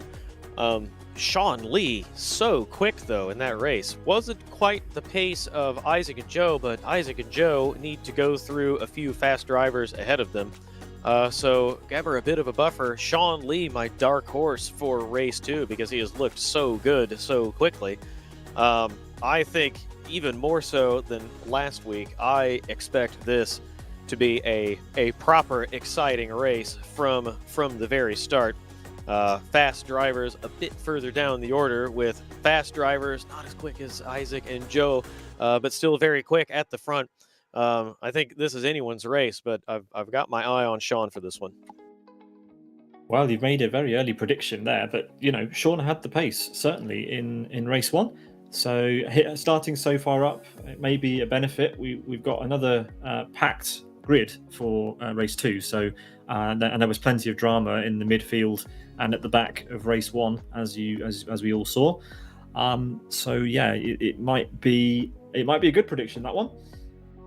It'd be tough to bet against Isaac Price and Joe Holmes not carving their way through the pack, but we saw that it was quite difficult for them last time out. We had Victor Veloso and Mantas Smarkovicius both fighting in race 2 in the lead, pretty much. Victor Veloso leading the way, but as soon as Mantas caught up to him, they tangled, fell off the racetrack, and basically handed the win to either Isaac Price or Joe Holmes. It went the way of Isaac Price at the end of race 2. It did. Difficult to say whether they would have been able to hold the top positions, because Isaac Price and Joe Holmes were just so slightly quicker. But either way, as you said, they definitely did give it away. Any chance they had of winning that race, coming 1-2, they gave away by coming together before the final laps. And as it is, it puts Isaac Price and Joe Holmes at the top of the championship order. Again, their championship competitor in second position right now in the points. Rick Cardle not here today, so all to play for Isaac Price and Joe in particular. And with this reverse grid, a few other drivers trying to make up valuable positions, take valuable points in race 2. Yeah, there's a briefing happening. Some discussion is happening ahead of the race. We have a grid, but we do not have any drivers readying up just yet. So as soon as we do, we will bring you news of that. Don't go anywhere.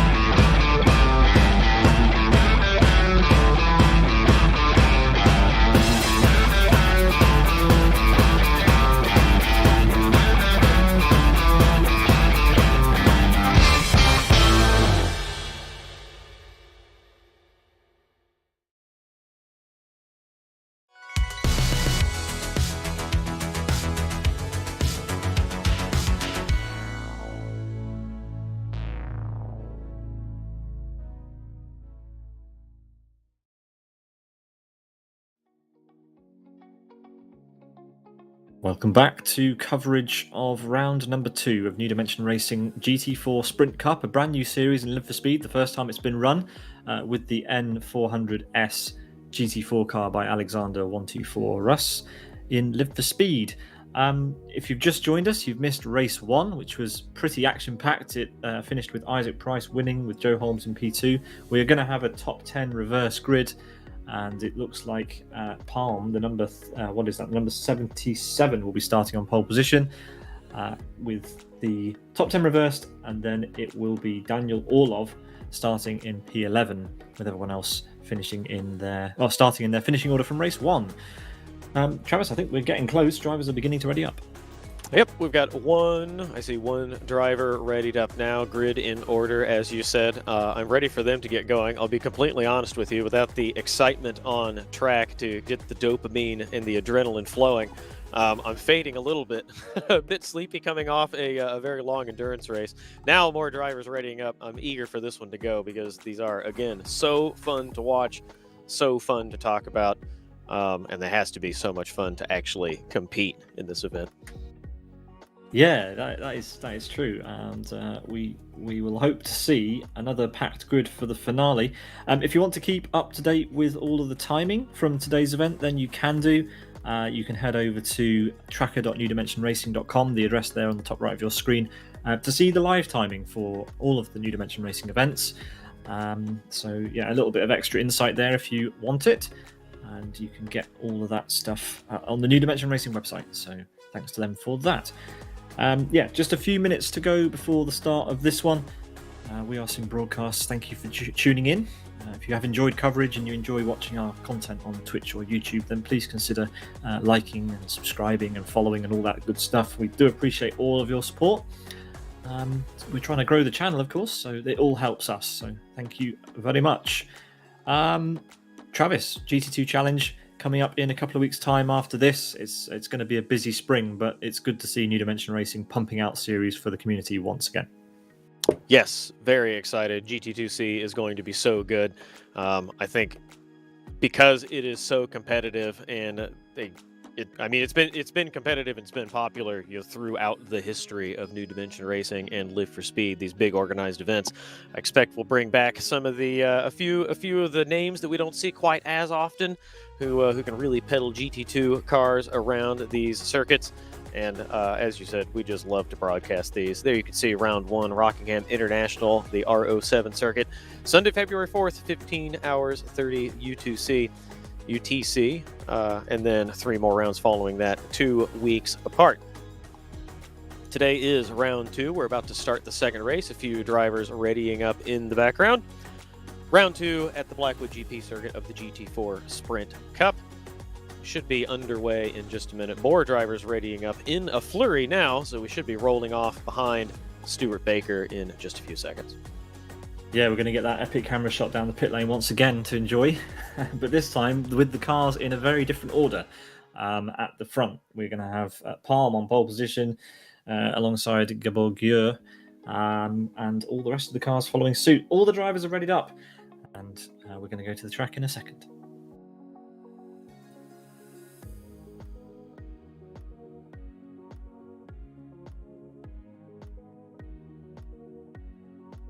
Last driver has hit ready. That is Sigita Sakis in one of the course cars. Last one to join the session.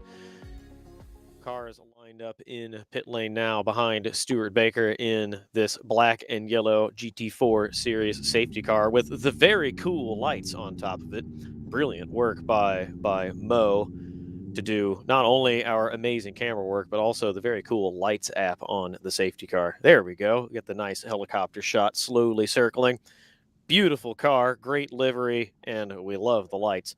And there you can see at the very front of the line, that is Martin Palm will lead the pack away behind Stuart Baker. 10th in race 1 translates to pole position for race 2, and he will have fast and motivated, very talented Gabber alongside in the number 25 side sheet. I love this as all the cars peel away. It's special things like this that New Dimension Racing do that I just love. you know, the little extra bits that just make everyone a little bit more excited for the show. Yeah, it's a nice touch. It is more difficult than it looks to organize. You know, some work in setting the grid positions to make sure that cars are all in the right place, and you know, the attention to detail is just immense. Having all of those positions perfectly aligned so it looks so good on the camera, and then to wrangle all of these knuckleheads and get them to roll off at the right time in the race control channel. Yeah, the little details they really add up to make it look so good when cars roll off to start an event like this. Yeah, it's a great looking grid. A lot of effort's gone into the liveries for the N400S GT4 car, as we've got lots of cars tyre warming in the background, and a car off and actually crashing. That's one of the SGR cars, and he's going to rejoin in front of the back of the grid and pulls away. Yeah, I didn't want to interrupt you, but then what I anticipated might happen ended up happening. There were cars that were slow away from the grid and catching up to the back of the pack very quickly, and were a bit too eager. Didn't lean out of the throttle and slow down quickly enough, and we had the accordion that resulted in a few cars spinning off. I think, though, Pete, that everyone has rejoined. I hope so. No word from race control that they're going to abort this start. Stuart Baker is in. Gabber lagging a little bit, giving some respect to Martin Palm on pole position. Martin Palm, not often, if ever, on pole position in a new dimension racing event. Gabber, no stranger to starting with the pointy end of the field. Green lights are on already, 3-4 wide in the background. Very tight racing at the very front. That is Carol Condrick, who would love to be in the lead of a race. Plenty of respect given by Gabber, who is going to follow Martin Palm through the chicane, tucks in behind over the curbing. Bit of contact in the background. Nobody off, or if anybody's off, car going through the tires in the background. 2 cars spinning in the very back, some dust as cars are rejoining. But everyone else, though there was some contact, a few cars off, I believe everybody is coming back on. Martin Palm still in the lead, unbelievably, hasn't been passed by Gabber. Gabber, I guess, happy to just follow 2 wide in the background. That is Joe Holmes, already up to 4th position, past Dan Balla. Isaac Price still mired in 7th, so Joe Holmes, who was at the front in 2nd position at race 2, unable to make, Isaac Price, who finished at the front in race 2, unable to make up as many positions as Joe Holmes. Lots of contact coming into turns 4 and 5. Cars backward, didn't see who all they were. Isaac Price trying to make headway here into the final corner as we start the 2nd lap of the race. Joe being harassed from behind by, is that Mantis Smoky Vicious behind him? Yes, it is. Bumper to bumper racing into turn 1. Mostly unchanged, apart from the order at the very front, the top 10 pretty much as they were. But Joe Holmes, again, making much more progress. Banging doors. Dan Balla gets shoved aside by Isaac Price, trying to make up positions. Up to 6th, was stuck behind Dan for the first lap. And now, Carol Condrick alongside Joe Holmes. Joe Holmes now through.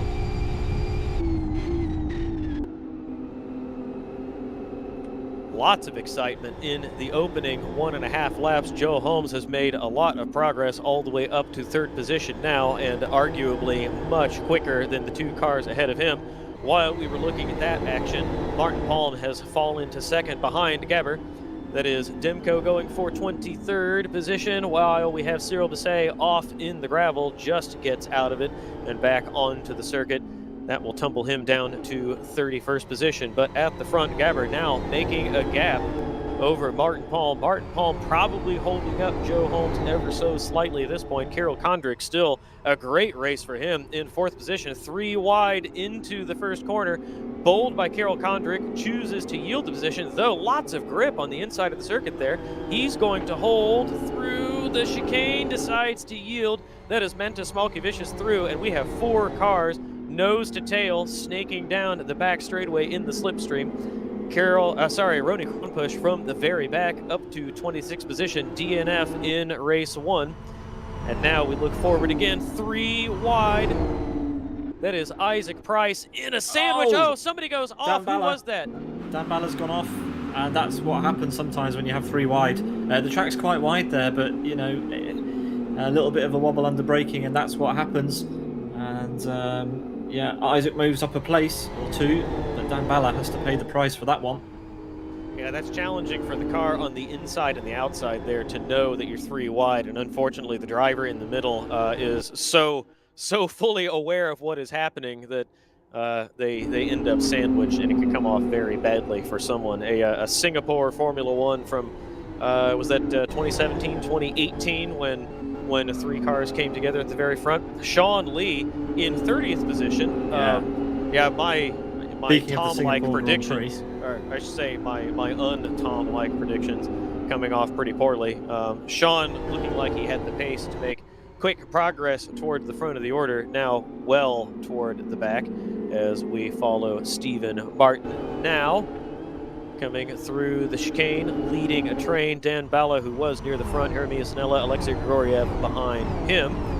Isaac Price trying to make progress on Barton Palm, started first, still a very respectable 3rd position for him. Joe Holmes has set the fastest lap of the race behind Gabber, who is holding a 0.8 second lead, Pete.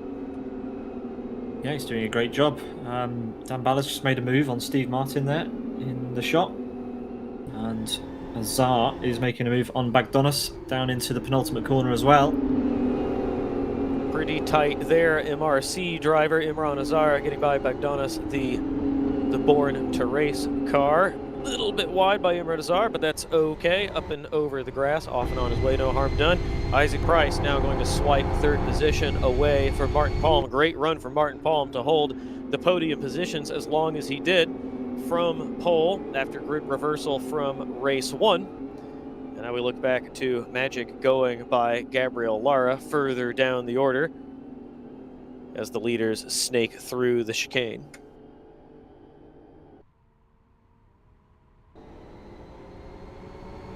Yeah, there is Gabriel Lara. Has made a move on Magic, and currently P12. And Gabor leads the way. He's coming up against some backmarker traffic already. A little bit surprising that, but hopefully that traffic will move out of the way when Gabor arrives on the scene. Isaac Price has made it up into P3, which means he can start to focus on the back of Joe Holmes. Because Joe, once he catches up to Gabor, assuming that he does, will have to overtake, and that is going to be no mean feat. That's going to be a fight to watch for. As Palm, who started in pole position, is fighting with Smalkovicius. Travis. Yeah, Mantis Smalkovicius, I think we'll have him pretty easily here. Martin Palm driving a smart race, not too aggressive. He, relative newcomer to this competition, wisely avoiding, very close into turn 1 there, wisely avoiding any conflicts with drivers who are arguably quicker, but still, great drive from him so far to hold 5th position as we approach the halfway mark in this race. Off he goes over the curbing as cars streak by behind him. Sean Lee making up positions. The last time we saw him, a lap or 2 ago, he was in 30th. So Sean Lee making quick progress after a, after an unfortunate series of events, a disaster, yes, early in the race. Looked so strong, and now struggling to make up positions well down into the 20s. Roni Kronpush, who has made great progress from the back after being on his lid at the end of race 1. Looking back from Janik Chagash's car, Roni Kronpush, safety car. Floyd Cox right down, exit turn 4, exit turn 4. Exit of turn 4. All drivers stay right, all drivers stay right after the chicane. Yeah, we've got a car upside down at the exit of the chicane. It's grid. There we go. I believe that's Greed, Jeremy Greed. Yeah, upside. Oh, he is properly upside down. Windscreen in the curbing. I'm going to guess that was a sausage curb job, perhaps with some assistance from a competitor. But that is, a very wise safety car call here, because that car is in an extremely dangerous position. That is just off the racing line. Anyone going wide out of the chicane, which is easy to do, would suddenly find themselves right in the cockpit of that upside-down GT4. Well, excitement as we have the field all bunched up together halfway through race number 2. as a rescue car yeets its way the wrong way down the home straight. Sakas not wasting any time. You can see the dust in the background. Well, so I mean, you didn't have enough time to react. I did not get my wish to see Sigita Sakas on camera when he was doing his handbrake turn into the grass to park the car in position. I'm having a deja vu moment. I'm sure we have talked about this before recently. Our safety car, course car drivers who do such a good job in, well, everywhere but the racing surface, flying up the back of the grid. My consolation prize is we still got to feature Sigita Sakas wheeling that car. Instructions to the drivers: keep right first chicane. Should be pretty obvious coming through at slow speed why that is the case. Gabber, I think Pete is going to be quite frustrated. He took the lead pretty quickly. He had it done in the second or third lap and was holding a 0.8 second gap over Joe Holmes, and now he will have Joe Holmes, very experienced in machinery like this, right up his bumper on a restart. Yeah, he will indeed, as he's doing some tyre warming at this stage to try and, make sure the car is in optimum condition when the safety car comes in, which we expect will be at the end of this lap that they're currently on. The clock is currently at 10 minutes, but we may have some time added, as is usually the case. And we will confirm what has been added when we get confirmation from race control. We've got a beached car as well, so more drama under safety car. That never goes down well with race control. Yeah, that is newcomer Vojta Demko, who has a puncture. Odd to have a puncture this early in a race after 30 minutes of driving, maybe with some abuse. You would expect to see punctures, but yeah, Vojta Demko, puncture and in the sand, going nowhere, gets a an impatient bump by Jonathan Palmer to push him back out of the sand. Nicely done. At least he positioned this car right at the entry to pit lane, or rather the runoff, the sand trap at the end of pit lane. So easy job to back him up, point him into the pit entry lane. The front of that car bent up a little bit too, so Vojta Demko has had, well, it coming together somewhere. But that's done. He's out of the way. Peter, Gabber about to round the final corner to restart this race. Take them away. He's gone for it. He's gone early. Same sort of situation that Isaac had last race, and Gabor has got a good run. No overtaking before start finish, and now Isaac Price can line up the back of Joe Holmes as we get green flag from the race control, and Isaac trying to go around the outside of Joe Holmes into the first chicane. We have another safety car, do we? We do. Well, I was just about to say Gabber will love this, these two running side by side behind him, but now we will do it all again. I see David Bala has just joined spectators, and Isic is involved as well. Isic on, that's 2 for 2, Pete. Isic on, not on his lid that time, but not on his wheels. So another safety car. Joe Holmes with the aggressive tire warming technique as the cars behind him do the same, snaking down the back straightaway. Gabber not wasting any time into the third corner, treating this like a race. Presumably he wants to keep some heat in the tires as long as he can. But there you go, Isic, an amazing job to put that car up on its side and keep it there. So hats off to him for an entertaining view of his machine. 2 course cars protecting him. Instructions to the drivers to stay clear of that will be on the right side of the circuit. And we run under safety car control once again. Oh goodness, you're about to see cars come by. Joe Holmes hot-dogging it out of corner 6. Had a bit of a tank slapper approaching the course cars, and then turned that into a nice tire warming weave the opposite direction. There you can see the other cars snaking through, clear of the incident now as the leaders go across the line at safety car speed. Thank you, Travis. I mean, it's a confusing one, this, having an accident that puts a car up on the side before the safety car line on a restart, well, before the final corner even. Well, Isaac's going to be fuming. There is a discussion going on as to whether, when the safety car was called, who was ahead. Was it Joe Holmes or was it Isaac Price? Race control will surely have to review it because they were side by side running down to turn 1 when the safety car was called. So that's an interesting call that needs to be made probably this lap. Yeah, and they have their hands full we've with got a few car other sideways things too. Yeah, car sideways in the Condrick. background, so they'll need to keep an eye on that. Kirill Kondrick, who was running so well sideways. But there's also a question about rules. Someone has gotten a drive-through penalty. I didn't see who. And obviously cannot serve a drive-through penalty while the field is under control by the safety car. So they're trying to sort out just how they managed the time and who was ahead. And they've got requests from drivers to speak and ask for rules clarifications. So I'm thrilled to be here with you, Pete, simply talking about it, and not in the boiler room with race control, where I'm sure they're getting a little bit frustrated with the shenanigans on track. Yeah, a lot of chat happening in the server, which won't go down well either with race control.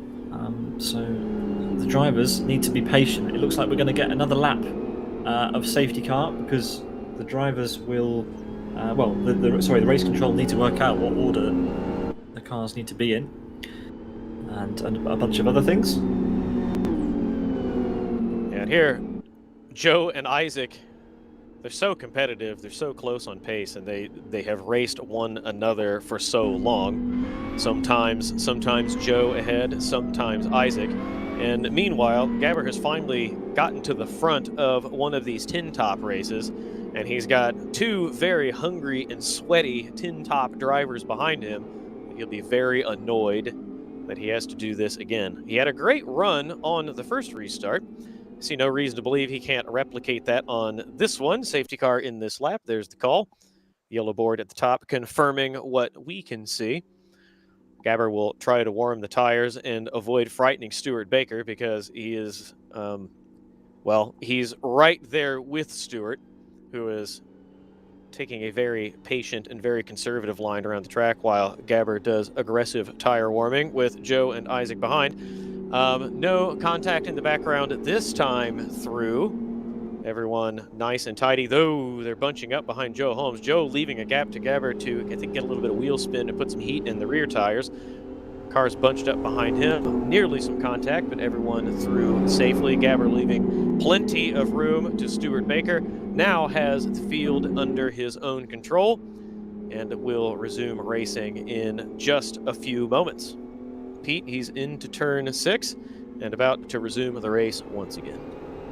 Yeah, and he's gone for it. I wondered whether this was actually a blessing in disguise for Gabor. A few more laps under the safety car means that Isaac and Joe are held back and there's nothing they can do. Green flag. Jonathan Vost, race control, gives the green flag call, and we are racing once again. And it's Isaac Price who's trying then to get past Joe Holmes, side by side in the background between Palm and Azar, down into turn 1. Pretty wide. A bit of a slide. Yeah, a bit of a slide on cold tires into the first corner. 3 wide becomes 2 wide, becomes a little bit of bumping. Careful. That's going to be up and over the sausage curb. Oh my goodness, unbelievably well held. That was Erica, and I didn't see the car. I couldn't see the name of the car ahead of him. Magic. Yes, that was Magic. You're right. Up and over the sausage curb, well held to not spear off into the tires. The rear of that car looking like it was eager to get to the front. At the point, Isaac Price behind Joe Holmes. Gabber didn't look like as good a run on the restart, but had a slightly bigger gap into the first corner. Isaac was not in contention with Joe like he was on the first restart, but now strung out a bit. Joe Holmes harrying Gabber. Isaac even closer behind him. Joe, very, very poor exit out of the 6th corner. Isaac up and over the curbing there, fully into the grass. Watch Smoky Vicious behind him, taking advantage. Pete, they're going to be side by side into corner 1. Joe and Gabber loving this. Isaac, not what he wanted at all. No, the complete opposite. And on the outside, it's going to be Smarkovicius. Isaac will hold him there. He'll try and get the place cemented, and he has. But now a very long slipstream zone coming up, and Isaac needs to get a beast of an exit, and it's a hard clout of the sausage curb, and Mantas is going to have a run. Yeah, somehow Mantas carried a ton of speed, even though he was up and over the sausage curb right behind Isaac. Less than a car length between them, side by side. Isaac let that go. Oh, Isaac smart, tucking in behind Mantas Smalkovicius. Do you suppose? I don't see how Isaac could have any damage, but I feel like he yielded that position pretty pretty handily. Mantis Smolkovicius through. Gabber still in the lead, holding his own. A few tenths back to Joe Holmes. Isaac Price now needs to gather his thoughts, shake the sillies out, and get by Mantis Smolkovicius after Mantis gets through, so that he can try to find Joe Holmes and Gabber ahead of him. 4-car train here with Ronnie Kronpush in this sandwich, Pete. That is that Sean Lee behind him? I believe it is. So Sean Lee. Yeah, Sean making up a ton of positions and looking for a few more after an awful start to race 2. Yeah, not the best start, but trying to make up for it in the dying stages. There is only 1:10 left on the timer, plus 1 lap, of course, so not many laps at all. As Ronnie Kronpush goes on the grass to try and get past. Who was that he was trying to overtake? It was Kondrick. It's Carol Kondrick ahead of him. Yeah. Yeah, Carol Kondrick was running in the top 10 and then had a collision with someone in the background. David Godge now alongside. That is Robin Nielsen, I believe. Yep. Next to him, yep. Side by side for 11th position. David Godge tucks in behind as they approach turn 3. Will he pull out and try to make the move onto the brakes? He has a look. Ooh, good power on the way out of the corner. Just overlapping. Chooses to fall back in the line through the 4th and 5th corner. Side-by-side racing behind. A little bit of contact. Car nearly sideways. Everybody through safely. But at the front, Gabber about to come under the lights and finish, just under the 22-minute mark. Yeah, so he will have 2 to go. Yeah, not enough time in it for him to sandbag that lap and get onto the final lap. He has 2 more to do with Joe Holmes behind him. 4-car train here at the front. Isaac Price looking behind Mantis Smolkovicius. Smolkovicius up and over the sausage curb. Isaac Price clean. I think he will have a run in the slipstream here, Pete. Yeah, they've both got slipstream on each other. Joe's not close enough to Gabor to make the move, but Isaac is definitely close enough to Mantis Smolkovicius to do this. Can he get through? He can. Mantis, will he try to get the place back? No. So Isaac back into P3, and we are going to have a grandstand finish for the final lap for the podium. Yeah, that's good to know. If you're within 2 tenths, 2.5, maybe 3, the slipstream is powerful enough to suck up to the car ahead and then get alongside and past with room to take the preferred line into that corner. So Isaac Price will bank that. He wants to get through these corners very efficiently and be right on top of Joe Holmes. Joe Holmes wants to do the same to Gabber. Gabber just wants to get out of this corner cleanly. Joe up onto the grass, but still had a better exit, firmly in the slipstream, less than a car length separates him. Gabber will need to defend this into the first corner, but it's going to be tricky taking the tighter line. However, Gabber, we know he is so good in the car, using the power to steer it, but Joe through on the outside of the entry into the chicane. Gabber now in an Isaac Price and Joe Holmes sandwich. Couldn't put a sheet of paper between these 3 cars, with Mantis Smolkovicius lurking in the background. Well, we called it. It was going to be a grandstand, but it might be fireworks if they're not careful. Gabber's gotten back ahead, Pete. Amazing. Isaac was pushing him along. Joe takes the lead into turn 4, and Gabor, well, is he going to be left in 3rd place? It looks like he is. So Isaac pushed Gabor into the lead and then takes P2 for himself. Smolkovicius is right there as well, Travis. This is a brilliant end to the race, but Gabor might lose out on P3 here as well. Smolkovicius on the outside of Gabor. Joe Holmes has got this sealed unless he makes a big error, but Gabor consolidates P3 in the end. Yeah, and he's had to work so hard for it. He's got P3. Mantis, if he gets a good run out of the final corner, might just be able to get him. He won't. Pete, take Joe across the line. Joe Holmes wins race 2, makes it 1 for Isaac, 1 for Joe in round number 2, same as it was in round 1. Gabor takes 3rd place and Smolkovicius takes P4. What a finish. And Azar there, we ignored him a little bit, but he takes P5, sticking with the leaders to the end there. Brilliant stuff. Yeah, with all of the door banging among the top 3, and then Mantis Smolkovicius getting involved halfway through the lap, Imran Azar was, if any of them had come together, he was well and truly in it. He gained so much time on the final lap. Not quite enough. The drivers in the lead giving just enough respect to one another. Just enough respect to one another to avoid anyone coming off. Joe Holmes fights his way through to the lead. Gabber not willing to give it. Isaac Price somehow manages to snatch. Ooh, bit of a collision there by Shibin Liu, and I believe that was lose out of fuel. Yeah, lose So- out of fuel. That was I'm not. It's I gonna be hesitate pushed to to the call that finish. help. Yeah, I Yeah. hesitate to call that help as quickly as that Nope. car approached, and he chose to pull off. Anyway, yeah, Joe Holmes, Isaac Price, Gabber, Mentis, Smolky Vicious, great scrap there in the final lap. Gabber looked like he might just be able to hold on to it. Looked like Isaac Price might have gifted it to him with the shove down the back straight.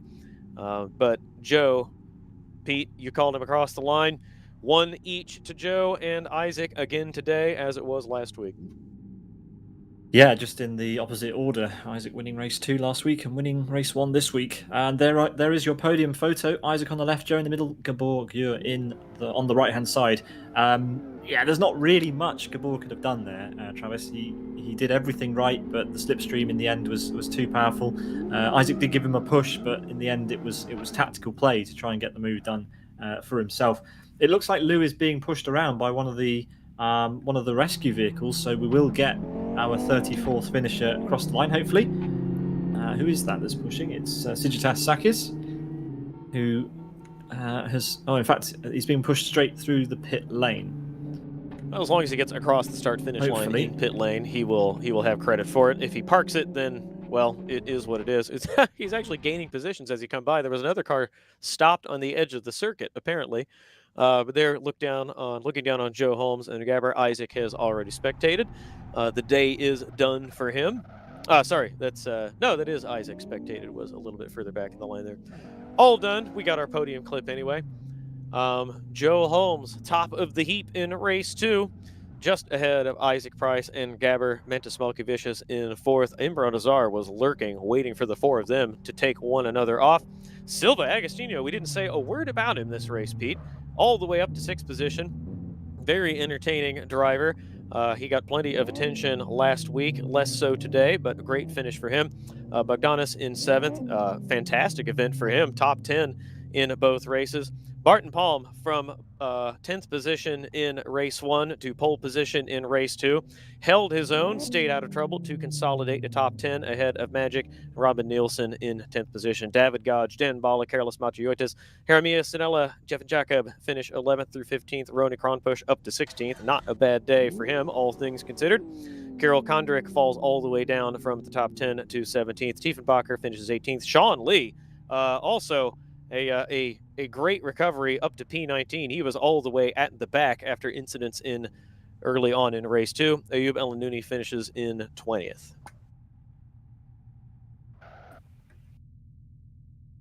And here you can see the rest of the order in 21st. Kosonen, Patrick Hall in 27th. Daniel Orlov finishes 23rd ahead of Alexa Grigoriev. Stephen Martin, Jared Mead up to 26th. Badaruk in 27th. Molina 28th. Gabriel Lara 29th. Nierka in 30th.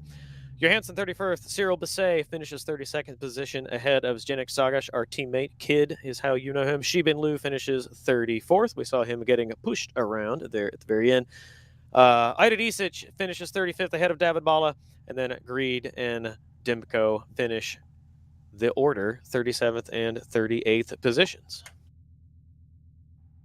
Yeah, so that rounds out the results. Thank you very much, Travis. Sounds like Joe Holmes will not be able to make the final round. He's just been talking to some drivers in the server, so a bit of a shame that really for the championship, but still plenty of action in that championship. So don't think that that's going to change the state of play for the final round. But yeah, Joe will not be here for round 3, unfortunately. But he did, he ended it on a bang in the final race and got the win. So that's all that really matters in the end, isn't it? Yes, it is. And while we were while we were running down the finishing order there, message from Race Control in the background to us is that the GT2 threads should be up quite soon. So we said you can look for those today. Confirmation from JP that if you would like to participate in this series, there you have GT2 Challenge on the screen. Sorry, what did you say there, Peter? Oh, sorry, I was just going to say that the threads are available. Sign-ups are open. Okay, so- up now, not yeah. soon. Well, I mean, if they're up now, then they are also available soon and presumably will continue to be. So if you would like to sign up for this event, GT2 Challenge 2024, GT2 is back for event series beginning in a couple weeks' time. Go look for the threads on the LFS forum and sign up. Yeah, indeed. Go and do all the good stuff. That's all we've got time for actual action in this round of GT4 Sprint Cup. Let's take a look at the schedule and confirm that the final round is in a week's time on Sunday, 28th of January at 3:30 UTC. Just going to check if we have some interviews. We do. We've got Karis Motojoitis joining us. Travis. Carolus, that was an exciting event for us. 13th in race 2 for you. Rate your day. I know you want to be further up the order, but whether you're up or down at the finishing positions, that has to be exciting. Oh, definitely. To be honest, I'm quite content with the 13th position because looking at the lap times, I'm right around where I should be. As in everyone above me is faster, so yeah, I'm reasonably content where I am. In general, the races were really fun. The track is packed with cars. So, yeah, we talked about that. We talked about that early on, how Blackwood is a bit short and so many cars starting this event. In particular, that very long straightaway, we saw the slipstream. If cars were able to get within 2 or 3 tenths, the slipstream was pretty powerful. And I assume back in the pack, that was a big factor. Yeah, if it's only 2 cars fighting, the one in front, the one in the back, then it is an easy pass. Like there's pretty much no defending that. If it's 3, 4, or any more cars, then it gets really hectic at the end of the straight there, and every time when we come to that corner with 3 or more cars, it's always a bit of a gamble, like who'll come out first after the corner. Once they went 3 wide, I was behind them, and I saw the gap opened to the right. I initiated a 4 wide braking, but nah, I thought better of it. I backed out a bit there, but it's fun. Yeah, good job, Carlos. Good to see you back for the GT4 Sprint Cup. What do you make of the championship? I mean, we're 2 rounds in now, 1 to go. What's it been like for you in general? It's a blast to race here. I mean, once again, the tracks are packed. The server is full of people, so it's really nice. It's quite hard for me because, shameful, but I've been driving with follow view since I started in 2008, and I've decided no more. I should switch to proper view, to cockpit view. So it's quite hard. The spatial awareness dropped quite a bit coming from follow view. And funny thing, I noticed when I was practicing for the first round, I did some practice in cockpit view. Then I went back to follow view just out of interest, and I instantly gained half a second. So yeah, my pace dropped a bit as well. Yeah, it'll be a That's learning interesting. curve.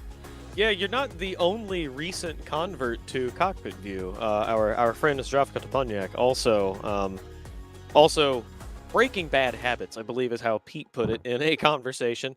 But you'll yeah, of course you would. I would too. But yeah, it sounds like you're happy with your result. You're making pace in the cockpit view. Will we see you in the 3rd round? I think so. I expect to be there. Yeah. And the main reason for both of us, both for him and for me, why we went to cockpit view is because we upgraded the wheels. Yeah. Mm-hmm. Yeah. Well, thank you very much, Carlos, for joining us for round 2 and for an interview. Great to hear from you, and we'll see you in a week's time for the finale. Yeah. Thanks. See you. See you later. Travis, maybe time to redeem yourself with this interview. It's Isaac Price. Yeah, I think that's. Good day, Isaac. You won a race today. It has been drilled into my memory already that you should be credited with a win. The first race was Well, from the front, it looked rather pedestrian. The second race, safety cars, and then the scrap at the end. Talk us through it. Yeah, I think the first race was actually more. It could easily have changed with one small mistake at any point, really, because with me and Joe were using quite different setups, so my tires were very hot. So if I would have made a mistake, I think he could have passed, and I wouldn't have been able to do much back. But but I managed to just kind of control the race and win that. And then the second race, I think with the safety cars, it kind of played towards my setup a bit more, but I had quite a bad opening lap and had to work my way through a bit more traffic. And then obviously the safety cars kind of took away some of the laps to do that as well. So but it was a good end to the race at least. Yeah, it looked like it didn't stop you from trying to make time in the final laps, bumping Gabber all the way down at the back straight. Looked like you had put him back into the lead, and then all three of you door to door through turn 3, and then sorting it out. Exciting for us to watch. Were you a bit tense, perhaps a bit clinched with cars on either side and bump drafting down to the back straight, or do you, in a situation like that, do you feel like you have it in hand? I felt like that situation was not too bad, really. There was a moment earlier in the race where I was 3 wide in the middle and I got squeezed between the 2 cars, and then the contact with both cars hitting me at the same time kind of gave me a speed boost and ended up gaining me another place somehow. But that was the one at the end wasn't as bad, but I think Gabor didn't quite understand what was going on because he pulled back in front of Joe, which gave Joe the opportunity to get him back again. Whereas it would have been hard for me to make an overtake when I was already bumping him. Like I wouldn't have been able to get a run on him from that situation. So but just one of those things in the last lap when you're kind of doing everything you can to kind of desperately hold on to the lead. It's easy to make those split-second decisions wrong, I guess. Yeah, I think that's probably what happened. Gabor's had, recent times in Need for Speed, he's had a lot of experience of running around at the front, but not necessarily a lot of experience of being hounded for the race win by 2 other very experienced drivers. So maybe you're right. Just not much experience in that split-second decision situation. Thinking forward to round 3, Joe mentioned in the chat a minute ago that he won't be there, so I bet you're a bit sad about that. But what do you think going into round 3 and wrapping up the championship at Rockingham? Yeah, I mean, obviously, I'd definitely rather Joe was there. We could take the championship down to the final race. I think it's pretty close now. Obviously, the first event, his penalty probably means there's still a gap there, but I think if it wasn't for that, we'd probably be pretty much even on points. So I think would have been good to be able to take that to the last race. But Rockingham's always a good track, and for once I'll only have that race next week, so that could go both ways. That could go both ways. I might have a bit more time to practice, but also sometimes having the extra race kind of means you have to be a little bit more focused and like balancing everything. So, and I know it's fun. It is a thrill to drive a nose to tail behind one of your closest competitors. But surely you're not upset about an easier prospect of putting another championship title next to your name. I mean, it's one of those things though. Like having him there makes the championship worth more in the first place, right? Yeah. So you kind of, and I'm sure it would be the same for him the other way around, right? So I think it would have been good to take it to the final race. Obviously, we had a championship battle in a GT2 Challenge a couple of years ago, and then I didn't finish that season. So it's not the first time it's happened, but it's just one of those things. So let's talk about that. It's a great segue. You have this. You pretty much wrapped up, barring a catastrophe next weekend. GT2 Challenge. Your thoughts? We'll leave it open ended. I mean, it's definitely one of my favorite series to race in. I'll need to see.